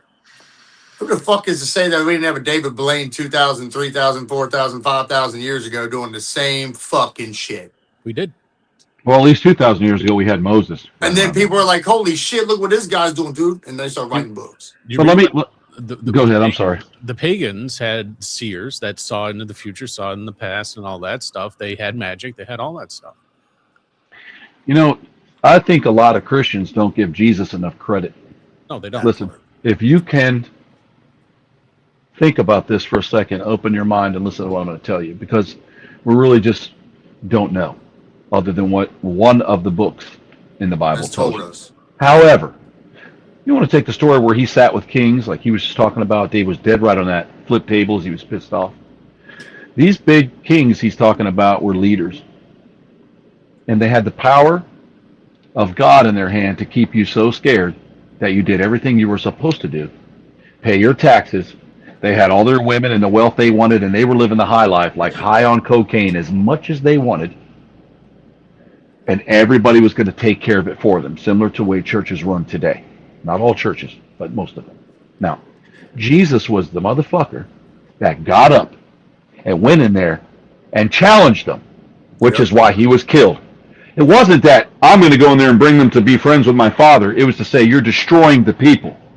You are killing the people, and you're living amongst this wealth while people are dying, and this is not the way. So basically, he was pretty badass. He was a Mandalorian, per se. And he went in there and fought for the right of being good, right? And so almost every movie's been written like that in history. Every storybook always has a hero. So a lot of people peg Jesus as this, oh, he did this, and he was just this loving guy. And he went around and gave him a little slap on the bottom. Your sin's free. You're all free. No, I don't think so. I think he was very, very hardcore at what he did. I think if you really read the story of Jesus and you look at what he said, he sat down with sinners, he sat down with killers, he sat down with kings. He was getting in there. And he was starting to win, and he was killed. And he was pissing people off because he stood against the narrative. Yeah, they mocked him and called him the king of the Jews. And even the Romans, why do you want us to kill this man? He didn't really affect the Romans. Why do you want to kill him? Herod's like, dude, I don't want anything to do with this. But they forget about all that because they take it back to this, because you're a sinner, Huck. Because you laid there as a gigolo or whatever. You understand? But that's not what it was for. And my neighbor made a joke the other day, and she's a Christian. She said, I have to go around to sin, or otherwise Jesus died for no reason. And I thought that was great. And I want to tell you a little bit. I'll tell you a fast bit of my history. I grew up during the Satanic Panic. My mother was 21 years old when I was born. She was brought up in a Catholic family, really good about it. My mom wasn't over-religious, but at the time, you're in your 20s. Your kids are now 12, 13, 14, 15 years old, okay? Everywhere you look, as a young parent, like, they're looking in the camera, you've got to keep these kids away from this rock and roll music. It started with Elvis shaking around his hips, making girls want to fornicate and get horny. It's a sin. Rock, rock, rock, rock, rock. And while they were being pounded that, your parents of my era thought they were helping. They thought they were keeping you from something. They were protecting their children, right? Now, as an adult, as a kid, I hated that. I'm like, why are you listening to this fucking guy over here? We all know they're idiots. I know there's someone over here with pain in their leg. God's telling me. Shut the fuck up. You're talking to 800 people. Of course someone's going to have pain on the right side of their leg. But at that time, you have young parents, they're raising children, you have all these evangelists, and the Satanic Panic was real, and it was penetrated into the 700 Club. It was penetrated into TV, everywhere you looked, everything, every album cover, all this, all that. We got to stop this. We're going to burn everything. So everything that I was ever interested in, music being the first and foremost, monsters, bad guys, the villain, I was going to hell, no matter what I was into. Oh, you can't do that. If you do that, you're going right to hell. At the same time, my parents were cool. My mom never made me cut my hair. I had very long hair. I kind of lived the era. It was cool. I'd go to church, and some 400-pound woman would come up and tell me, you're sinning with all that hair. You look like a hoodlum. You're 400 pounds. I know that gluttony is part of your commandments. And at the end of church, we're all going out back, and you're going to eat 4 buckets of chicken by yourself. But I have long hair. That's the way I grew up. Everybody's always pointing the finger. You're a piece of shit. You're going to hell, because I had my own brain, because I want to do my own thing. And where I'm at today is because I was born to a great family. I have a wonderful family. And my mom and my mom's Christian. But not Christian. I don't know how to say it. Like, she believes in God, and she follows that faith, and she doesn't hurt people. She loves Ant. She loves Cliff. She loves all the things that David does. She loves Huck. Because we're humans. That's what we're supposed to do. We're not persecuting anybody. Times were different for me. Now as an adult, and I look back, I go, man, my parents were just trying to save me. Even though I was pretty smart, I didn't get hooked up in shit, Cliff. I didn't do a lot of drugs. I didn't do any of that kind of stuff. I was pretty mentally focused on what I wanted to do with my life, and I'm still kind of doing it. But at the end of the day, that's where it all stems from, all that hatred. So people stop looking that are alive right now, because everybody else is dead. My grandparents are dead. They're all gone now. All that died with them. But the parents that are still alive today, with people that have kids that are 44, 40 and up, it stopped in the 80s, the late 70s and 80s. So now, younger people don't look past that.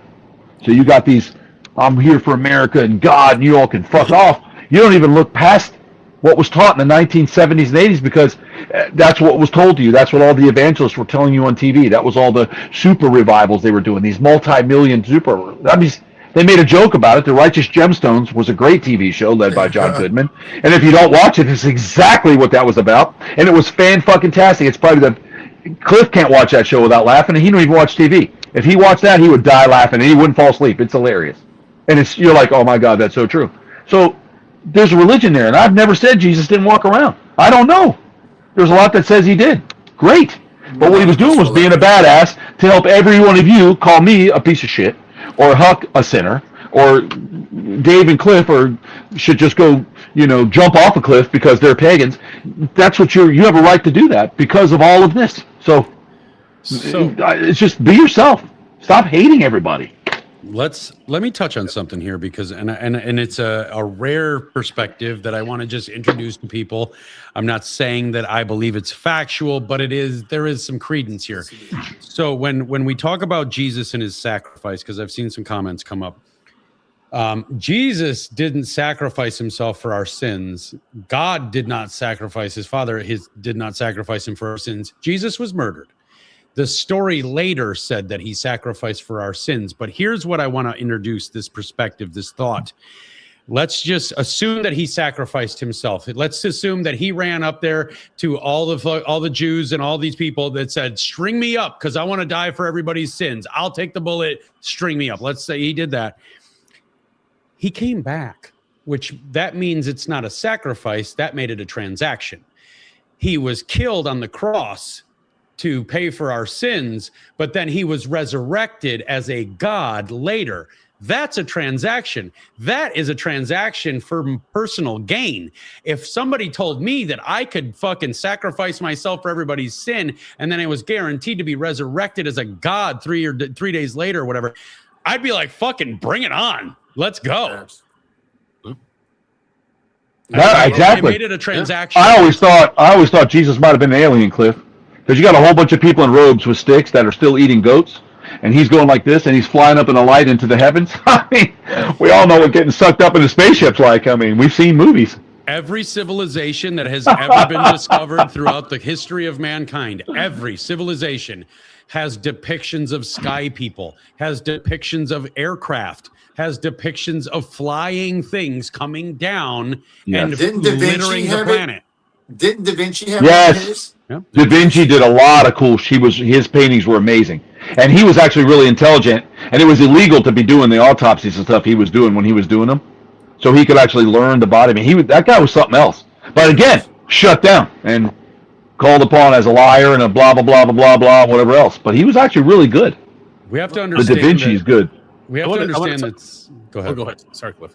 We just got to understand that society as a whole, once man got control through religion, because that's how they got control, and once man got control, everything became fucked because we are born being told what to think. Most Christians don't believe in Christianity because they found it later and it spoke to them. Most Christians believe in Christianity because they were forced to as a child. That's what it is. It's indoctrination at its finest. But what we have to understand is that if you look at outside of religion, at the systems we live by as mankind, everything is meant for a system of control. Look at the American educational system, which is the most dog shit thing on the fucking face of the planet. It is the Franco-Prussian school systems, the school structure. And the reason that the Franco-Prussian school structure was invented was to make people satisfied or pacified by sitting and working for somebody else. That's the entire American educational system. We take kids that have energy. They've got different thoughts. They've got questions. They've got all this other shit that's going through their fucking young little minds because they're trying to grow on a natural level. And we've got teachers who I will fucking say are the scum of the fucking earth because I've never had a good teacher in my life other than maybe one or two that were understanding. And I wouldn't even say they were great teachers. I've had problems with teachers and I have a problem with the educational system. So we've got all these teachers that are upholding this system of indoctrination and the Franco-Prussian school system of turning our children into drones. And as soon as our children become children in class and they exhibit signs of energy, they question the narrative, they question the authority. What happens? ADHD, they send them to the fucking doctor and they get them pumped full of fucking pills. And what happens later? 100% of mass shooters were on some sort of fucking antidepressant medicine, and that is because they were given that to be good little fucking drones, good little worker bees. Shut the fuck up, do your fucking job, earn me money. The guy with the $80 million car collection and a warehouse full of employees that can't make ends meet, he's the motherfucker that's funding the school system, and the teachers are the ones that are implementing that bullshit into the minds and lives of our children. It's all about control. Yes, I want to, before I go on. Hold on, I can't hear Troy. Troy's cut out. Troy, you're cut out. No audio. No audio. I didn't do that. Well, I There didn't he's mean back. okay, He's there. back. I must have said something. I was just going to say they try to make us all equal, and the whole lie that we've been taught our whole lives is that we're all born equal. We are not born equal. We Facts. are not. We are Facts. not. And there are people that are intellectually higher than everyone else, and there are people that spend their whole lives very simple, and there's nothing wrong with that, right? But their brain gets to a certain level, and it sits there. We've met many of those. Yes. Facts. Well, I am not equal to them. We have equal opportunity, and when children start to excel, they're snapped right back into stuff. Yep. So they do that on purpose. Cliff, you're absolutely right about that. School Oh yeah, they was tell you absolutely the child's out of my control and- here it pisses everybody off. My mother went to every school we all went to and said never send homework with my children ever. That's their time to think, to be kids, and to be home. That's family time. Do not send homework home with my kids ever. If you can't do it in 8 hours, you're not doing your job. She did that. That's a true story. We never had homework, at least towards the end. Fucking It was bastard. it was actually fantastic because they were teaching you to bring your homework with you. So you're constantly working. You're constantly making money for the man. It's exactly what Cliff said. And if you look at the science of it, you'll see exactly what it was. And it took our time away. You can't hang out with Cliff The whole today, school Troy. system- You got to finish your math test that you brought home. The whole Well, I want to school hang with system, Cliff. the food pyramid, the 3 meals a day. We're not supposed to 1950. eat like that. They flipped the entire food pyramid over because it was one way one moment, there's a flip it completely over and say it's another way. And Like, now it's Right. flipped again. Now it's yes, flipped. and now it's flipped they just again. Like flipped it you're again. not supposed to eat 3 meals a day. You're not supposed to eat all this bullshit they're fucking telling you. They want you to be a consumer. They want you fat. They want you lazy. They want you dependent. The food pyramid flipped in the 1950s when big cereal, this is actually fucking true. Yeah. Big Absolutely. Big cereal, Rice Krispies, Frosted Flakes. They paid the government to flip the food pyramid and replace eggs, which are nothing but fucking protein and carbs and everything your body needs to replace that with sugary cereals so that the kids would get addicted to the product and they could make more money. This is a fact. It's also the same thing as the Pledge of Allegiance. The Pledge of Allegiance, God was never in the Pledge of Allegiance until the 1950s. You can do whatever you want. Because you need to fucking be, Patricia. you need to be controlled, and it's the religion of fear. So, Well, I mean, Somebody asked if you could be burned or cremated or buried or cremated. It doesn't matter. It doesn't matter. This is just clothes. To dust, right? This is just clothes. Yeah, driftwood to dirt. It's the same shit. yeah. I mean, really, bones, ash, that's all of it. Well, and you know, speaking of that, like, I mean, what about the trumpets? The ravens cawing or the crows? You know, Can crowing? we get into that? We got time. You know, I mean, it's long, but the 7 signs of the apocalypse or whatever, that's directly out of paganism, like Norse paganism. Like literally, the crows equal the trumpets. The fucking, I mean, it's all there, but you've got to want to look at this. You've got to want to see the truth. Unless you do, nothing anybody ever tells you is ever going to land, because you have to have that open mind. You want to tell your mommy and your daddy and your neighbors you have, in order to understand where we're coming from with this. Again, none of us know. Christians are the only ones that seem to know that their religion and their God is the only one that ever existed. You know, well, look at I had one, actually, in fact, I had one the other day. Well, look at our calendar. It's based on Jesus's life. That's when time started. But we can carbon date shit to millions of years ago. That's 2,000 years old. Most of the calendar is named after pagan gods. I mean, like, what are we doing here? days of the But week. is it April 1st? Days of the week, sorry. Is it April 1st? Fool's Day, right? Yeah. But in reality, April 1st is technically the beginning of the calendar year. Yes, And that's and they're doing that to mock you. And they did that to mock you. They made April 1st, which was the beginning of the calendar year, because that's the start of the spring growing season. They named it April 1st to make fools out of all of you, so that you wouldn't look into the history of it and understand that, holy shit, this is when our year is actually supposed to start. This is also everybody talks about, like, how many people out there that you're like, man, we used to get a lot more snow when I was a kid. Like, when I was a kid, November, we were building snow forts. Now we don't get snow till January. It's because we have fucked with the calendar so many times because of control structures and somebody wanting to be the ruler of mankind, that the seasons no longer coincide with the months we knew them as. Well, we also Well, listen, we have to remember too that we lost 33 years in the Bible. There's 33 years completely gone. Everything is 33rd degree, 33rd. This, always threes. Yeah, well, it's because humans fuck everything up they get in contact with. Like, I think kids when they're little in kindergarten or first grade shouldn't have to be learning about Benjamin Franklin and Abraham Lincoln. Who gives a fuck? You don't apply that anymore. That's such old shit now. That's like learning about shit you don't need to learn about. You need to start teaching about things, how to become a better human, social skills, how to understand, how to communicate, how to problem solve. Not just, well, you better read about Benjamin. What's a 5 to 6 year old want to? Nope, it's irrelevant. Well, but then again, bullying always happens in big pecking orders. It's survival. We've interfered again because we have to take little Timmy out. They're beating him up. He could die. Well, in the old days and in the Wild Kingdom, he would die. And guess what he wouldn't do?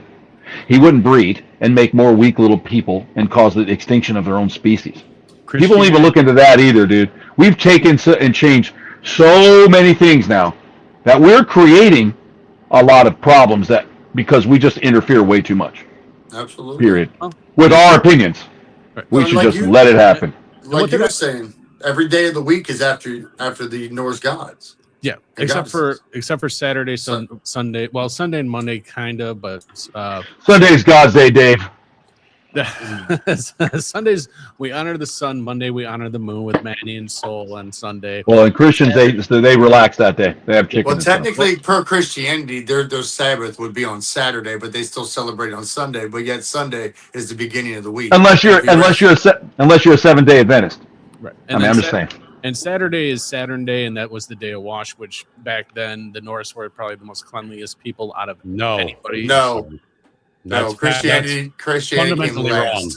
Christianity is the newest. Paganism outdated predated Christianity by thousands of years. I'm sorry. I thought you were all telling me no, I was wrong. I was like, wait a minute. No. No, we're trying to answer questions. So bring back home economics, middle class, woodworking, balance a fucking checkbook. Yeah, that's what I was going to tell you. The jobs of today that mean something are put down as a loser job. Yes. Building, construction, road work, pipe work. Skill based. Yeah, it's all you don't want to do that. You want to sell Bitcoin and you want to be a creator and not even that. You want to create video games and you want to do this. You don't want to work on the road. You don't want to build a house. Who the fuck wants to do that? We'll just let illegals do it because they're worthless. That's exactly what they teach subliminally, and they teach you that. You don't see that? I'll tell you what. One of the most rewarding things I've done in my life is with my job, and I work on the roads. It's Well, that's a terrible job. You should be ashamed of yourself that you did some dumb job like that.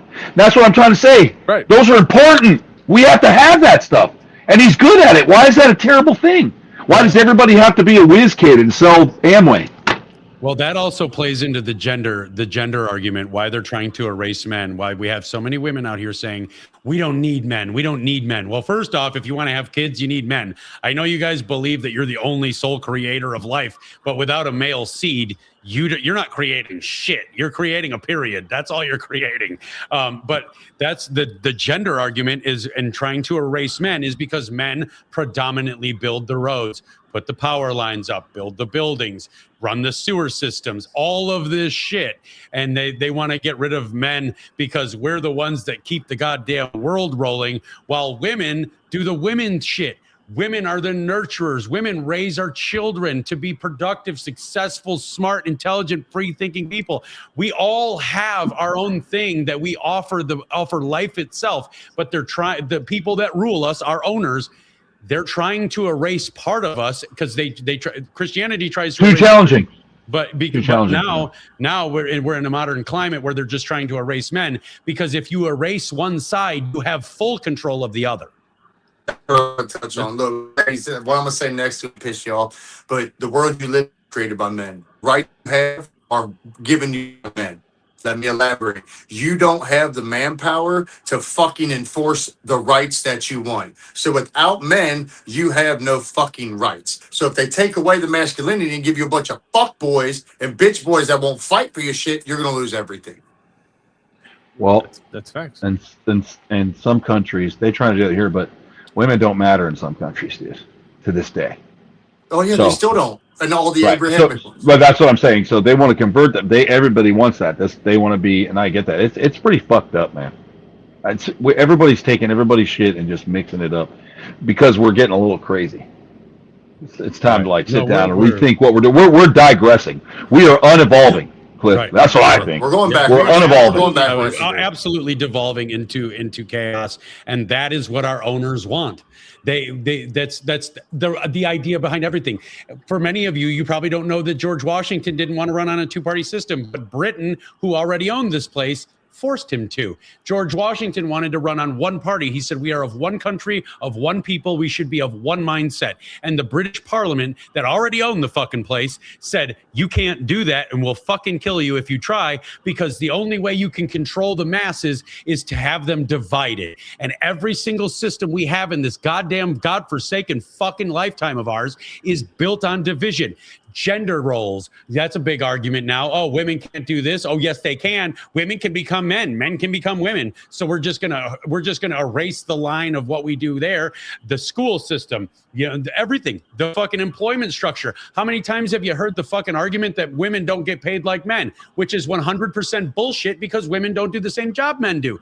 When I see, did you know all of the trade jobs is what they use to say that women don't get paid like men? They're also based off of 32 hours, not 40. 89.5% more men work in fucking trade jobs than women. So they will say, oh, you don't get paid like men on broad scale. You're too fucking, and most people are too fucking stupid to look in it. So they just look into it. So they just say, oh, well, I heard that headline on Fox News, or I heard that headline on CNN. Women don't echo chamber. But it's true. Here's chamber. Here's another one. Let me elaborate on that. How about this? Women don't get paid like men. We'll take the same office job, right? Women don't get paid like men. What happens if you pay them identical, and then you introduce this woman to this man, this single woman to this single man, and you introduce them and they start courting? What happens? If the man says, well, we get paid equal, you gotta pick up your end of the fucking tab, that woman don't want nothing to do with that motherfucker. So we have to pay for everything. And y'all motherfuckers still want to make as much money as we do, but you also want us to pay for everything. So there has to be a line somewhere. This is how they keep us divided. I want to play devil's advocate here real quick. They do keep you divided. It is definitely by design. Sorry, Jake. No, you're fine. And what I think, if it came down to like jobs where women were predominantly better than men, and a man tried to go into that position, it will be getting paid more than what the guy would, I think. Sorry. Was I wrong? Was I fucking wrong? A woman could fucking stuff the business end of a hairbrush up her ass and make fucking 10 times what the fucking best man can make on a road crew. Facts. I don't want to hear shit from, I'm sorry, but nowadays in this society, women have it easier than men. I said what the fuck I said. On some levels. I will say not all levels, but for sure. Sorry, Laura. Where I'm at, where I work at, we have some women that work there, and especially out in the field, and I've seen where they get offended very easily and they leave the job. They leave the job site, which is we can't do. So Ralph. In some instances, there's some jobs where maybe, I don't want to sit here and say that women can't do whatever they want. Anybody can do whatever they want. You put your mind to it, you can do it. But it's just how you do it compared to how somebody else does it, man, woman, whatever. What people fail to realize is they've designed it this way to break up the nuclear family from Jump Street. Why, you ask? The government introduced feminism. The government taught you feminism. The government pushed you into feminism because now you're fighting for equality, but in reality, they're getting 50% more fucking tax money because now you're going to work instead of staying home taking care of your children, teaching them properly. Oh yeah, make some more money, 100%. Home. Now you're going to go make the government more money because you're fighting for equality. Yeah. Well, here's another one. The prison system. Well, I don't want anybody to be offended. What Huck's not saying that he still thinks you could be drug out, not allowed to wear socks, and be beaten in the kitchen. That's not it. You know what I mean? Because it's okay to be equal. I'm not saying that at all. If a girl wants to go get a job, or a woman wants to get a job, she has every right to do that. Oh, sir. I'm going to say that. But, the whole, they want to be equal. Like, you can't just, hey, Frankie beat his wife. You want to go play cards? That shit used to go on. All the way into the 50s. Like, oh, that's just Huck. He's beating his wife in the front yard again. We'll go to pizza when he's done. And nobody gave a shit. And that's wrong. That's not right, man. That's the only equality we deserve. But they made it. They propelled it and made it bigger and bigger and bigger, like you said, to make tax. That's exactly what they did. They introduced it, and that's terrible. And the government is all about money. The government's all about money, even down to the prison system. How many times have you all heard people quote, well, America's got the most inmates of any country or any 3 countries on earth combined? Well, that is a fact. And it's not because we're the shittiest people. It's because we're the only fucking place on earth. Muslims are out giving birth more than we are. Right. Yes. Well, but we're the only place on earth that has contracts to be filled by the private prison system. Facts. Most people don't know that the prisons have a 93 to 97% contract, which means they have to have at all times 93 to 97% of the beds filled.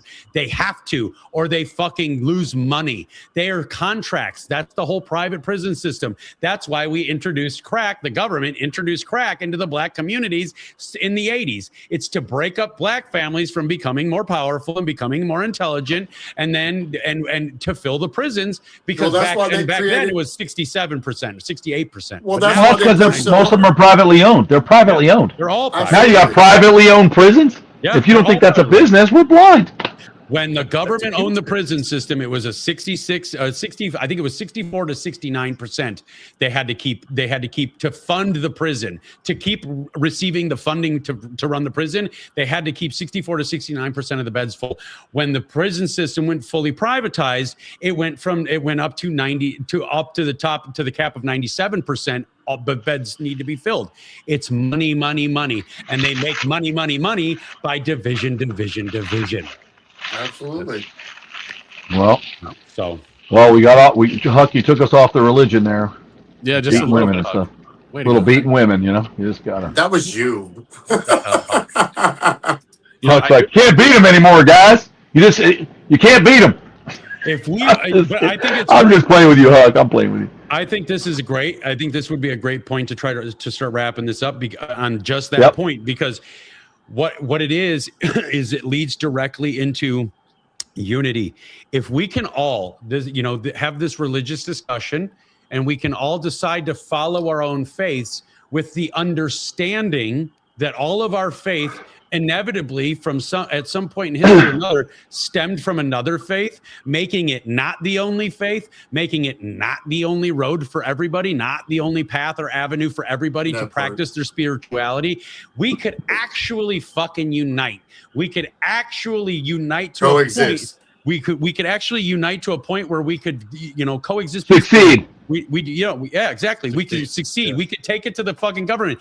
What would it look like if Christians started all understanding that their faith is for them, not to be preached to everybody else? What could it be like if they banded together with the pagans, the Muslims, the fucking the Hindus, and the fucking Buddhists? And what would happen if that major division line got removed and we all marched to Washington and demanded change?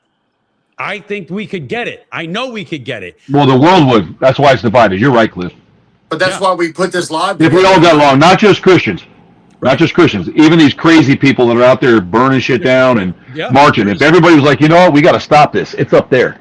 And you go up there and everybody gets together, he's 100% right. He actually nailed that one. My problem with life isn't that people believe in Jesus. My problem with life is that the government is fucking us all in the ass. That's my problem with life. So 100%. This is just a distraction. This is just something we're all indoctrinated into believing. It needs to be said. We're indoctrinated into believing that you need to believe in Jesus Christ because he's the only Lord and Savior. You need to believe in the left or the right side of the government because they're here to save us. Preach it. Everybody's fucking us. Everybody's killing us. And every single fucking time you say, I'm a fucking right wing this, I'm a left wing this, you're fucking continuing the division and continuing the cycle of division and hate and anguish and pain and strife and torment all the way into the future for your kids, for your kids' kids, for your kids' kids' kids, for the rest of mankind. That's why I always say, fuck both sides of every argument. There's a way that you can fucking you can remove the wall between you and coexist. There's a way you can actually be friends. I just want to say one thing before I know we're wrapping up, but I wanted to say that this is for the Christians and for anybody else, any other religion. we're not against you. I don't care. We're not at all. Facts. I've said this time and time again, especially Christians. I would have my brothers and sisters that follow Christ. I would have their back in a heartbeat if things went that way. All pagans would. Well, yes. Like I said, I know we're all wrapping up. And one thing, I got crucified when I told people that I was going to take this journey and you need to put your cross on. And it's all about symbolism. It really is. All right. It drives me fucking nuts. But it's like, I truly seen this, like, okay, I'm over here preaching on Wednesdays and Sundays. I was preaching. I was trying to do what they wanted me to do, what I felt like I should do, trying to bring people together. And yet I was still being crucified for it. And that's when I decided, I was like, I'm over here preaching one side, but I got brothers that are pagan. I got brothers that are Satanists. I got brothers that are atheists. I got brothers that are, not Christian at all. Like, they don't believe in anything. And it's like, I literally had people in my services on Wednesday and Sundays that were pagans, that were supporting our beliefs. Mm-hmm. They were doing it for our family. They were doing it for us. But you guys wouldn't do the same for them. And then I turn around and make one simple statement that I want to increase my knowledge and maybe unite people. And I'm the bad guy for wanting to do what Jesus wanted you all to do. That's what Jesus was doing. Mm-hmm. Go ahead. And that's why I was crucified for it the same way anyone else is. Well, here's the thing. I think, you know what, and because this is a conversation regarding mostly Christians and pagans and whatever. If Christians would, I'm trying to appeal to all the good Christians out there, the real Christians, as you call yourselves, the ones that don't pass judgment upon others, the ones that aren't screaming in people's faces about how they need to believe in Jesus.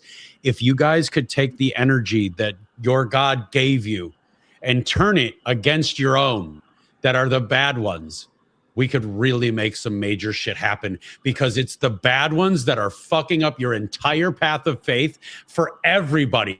It's the bad ones in your culture, in your faith, that are making your faith, literally, this is statistical fact. Christianity is fading out faster than any other religion on earth, and it has been for more than a decade. And it's because of these people that you call bad Christians. They're the fake Christians.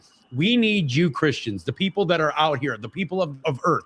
We need you good Christians, you true Christians, to turn your energy from outward to inward to your own groups. We need you to, instead of, when you see somebody that's judging people in the name of God, we need you to not go, oh, that's a fake Christian, and then walk away. We need you to handle some fucking business and shut these motherfuckers down. Facts. That's well said. Call out yourself. Govern your own. Govern your own. Gangs well, that's do the it. problem is they govern their own by calling them out and judging them, but they won't govern themselves. And that's something as a whole, regardless of what you believe in, govern yourself. You're right. I was just saying what Cliff said. Turn inward and govern yourself. Like start making everybody accountable. I mean, we do that to each other, and it's not even religion. They're asking if we can do this again. Well, we might. Yeah, I've seen a lot. I wanted to actually touch on that because I've seen a lot of comments that have been flying through about, like, they want us to have this. Like, can we have this weekly? I want to put this one up. Laura, I'm going to put this comment up real quick, and then you can get right back to it, because I love that fucking comment. You guys did a great job. I wasn't going to watch thinking you were swaying us, but none of you did that. Awesome. That is the fucking key right here. You can keep scrolling through the comments now. We're not here to make you believe in our shit. We're here to remove the wall between the people that believe what you believe and the people that believe what we believe, so that we can fucking band together and make this life worth fucking living. Truly coexist. Right now, every single one of us gets up every single morning. I'm truly happy at my core, but I still don't want to get up and go to work for the man. I don't want to have to get up at the ass crack of dawn to go build some other motherfucker's dream because I'm not allowed to build my own. We can make this life worth fucking living, but we got to get the wall out from between us, and we've got to be able to talk.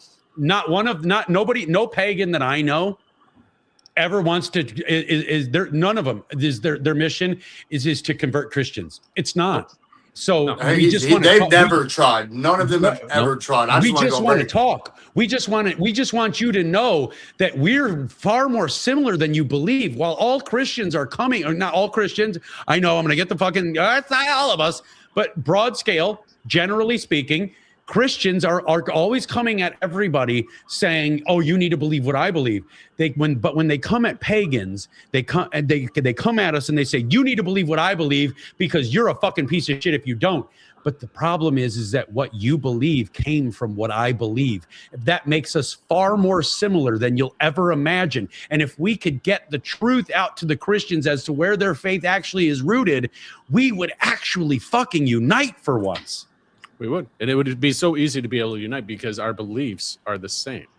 Yeah. You just got to realize where they come from. That's it. No. If everybody strived to be a better person, regardless of your beliefs, we'd all be better. People always, I just saw someone say religion is the least of their worries.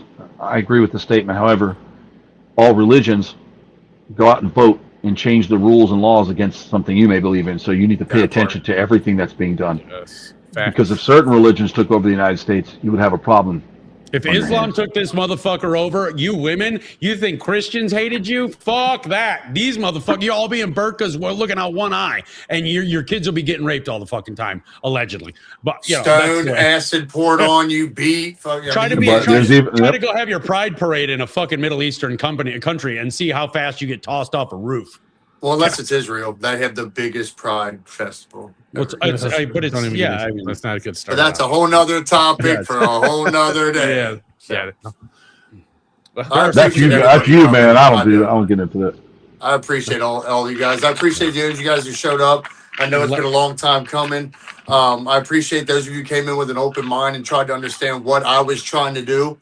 Is because I have coexisted with every one of these people without problems, and I like to see all of us coexist with everyone without these problems. Because once you figure out who's dividing you, then you figure out who the hell needs to be conquered eventually. So it's time for everybody to coexist, regardless of belief. Don't come in here passing judgment on shit. Is Troy a good person, regardless of his beliefs? What do you mean? Is Cliff? Is Dan? Is Laura? Are these all good people, regardless of Dave? Dan. I'm sorry. Dan. Dan. What the fuck? You're fucking Dan today. Okay, it's Dan the man. Okay, it's fucking all right, Stacy. Oh, stop. Okay, so everyone here is a good person, right? Everyone here is a good person. I've seen plenty of comments tell me that I would dine with any one of you. So why can't we get the whole world to do that? Exactly. That's my whole goal of this one. Because everyone has judgment. That's not going to happen. Because we're primates. That's exactly why that's not going to happen. I'm sorry, but if you want to walk like Jesus, you better learn how to do it, right?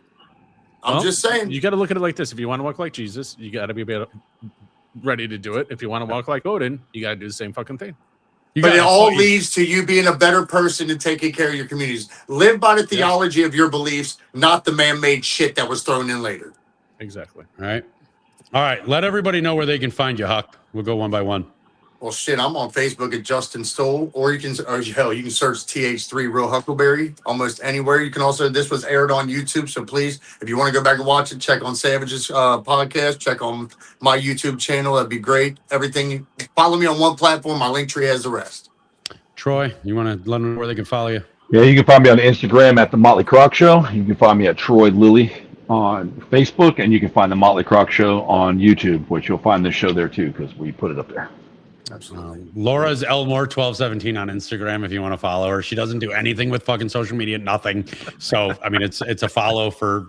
Well, I had seen somebody say, who's the one in the top right box? Why is she not saying nothing? She's working the comments for all of you fabulous individuals. She's the one shuffling your comments all night long. She's working. So huge round of applause for Mrs. Laura. Savage. Thank you, Laura. Thank you, Laura. You're amazing. Great job, Laura. Dave, let them know where they can find you. All right, guys. You can find me on Facebook, Instagram, and over on YouTube at The Hammer Drops.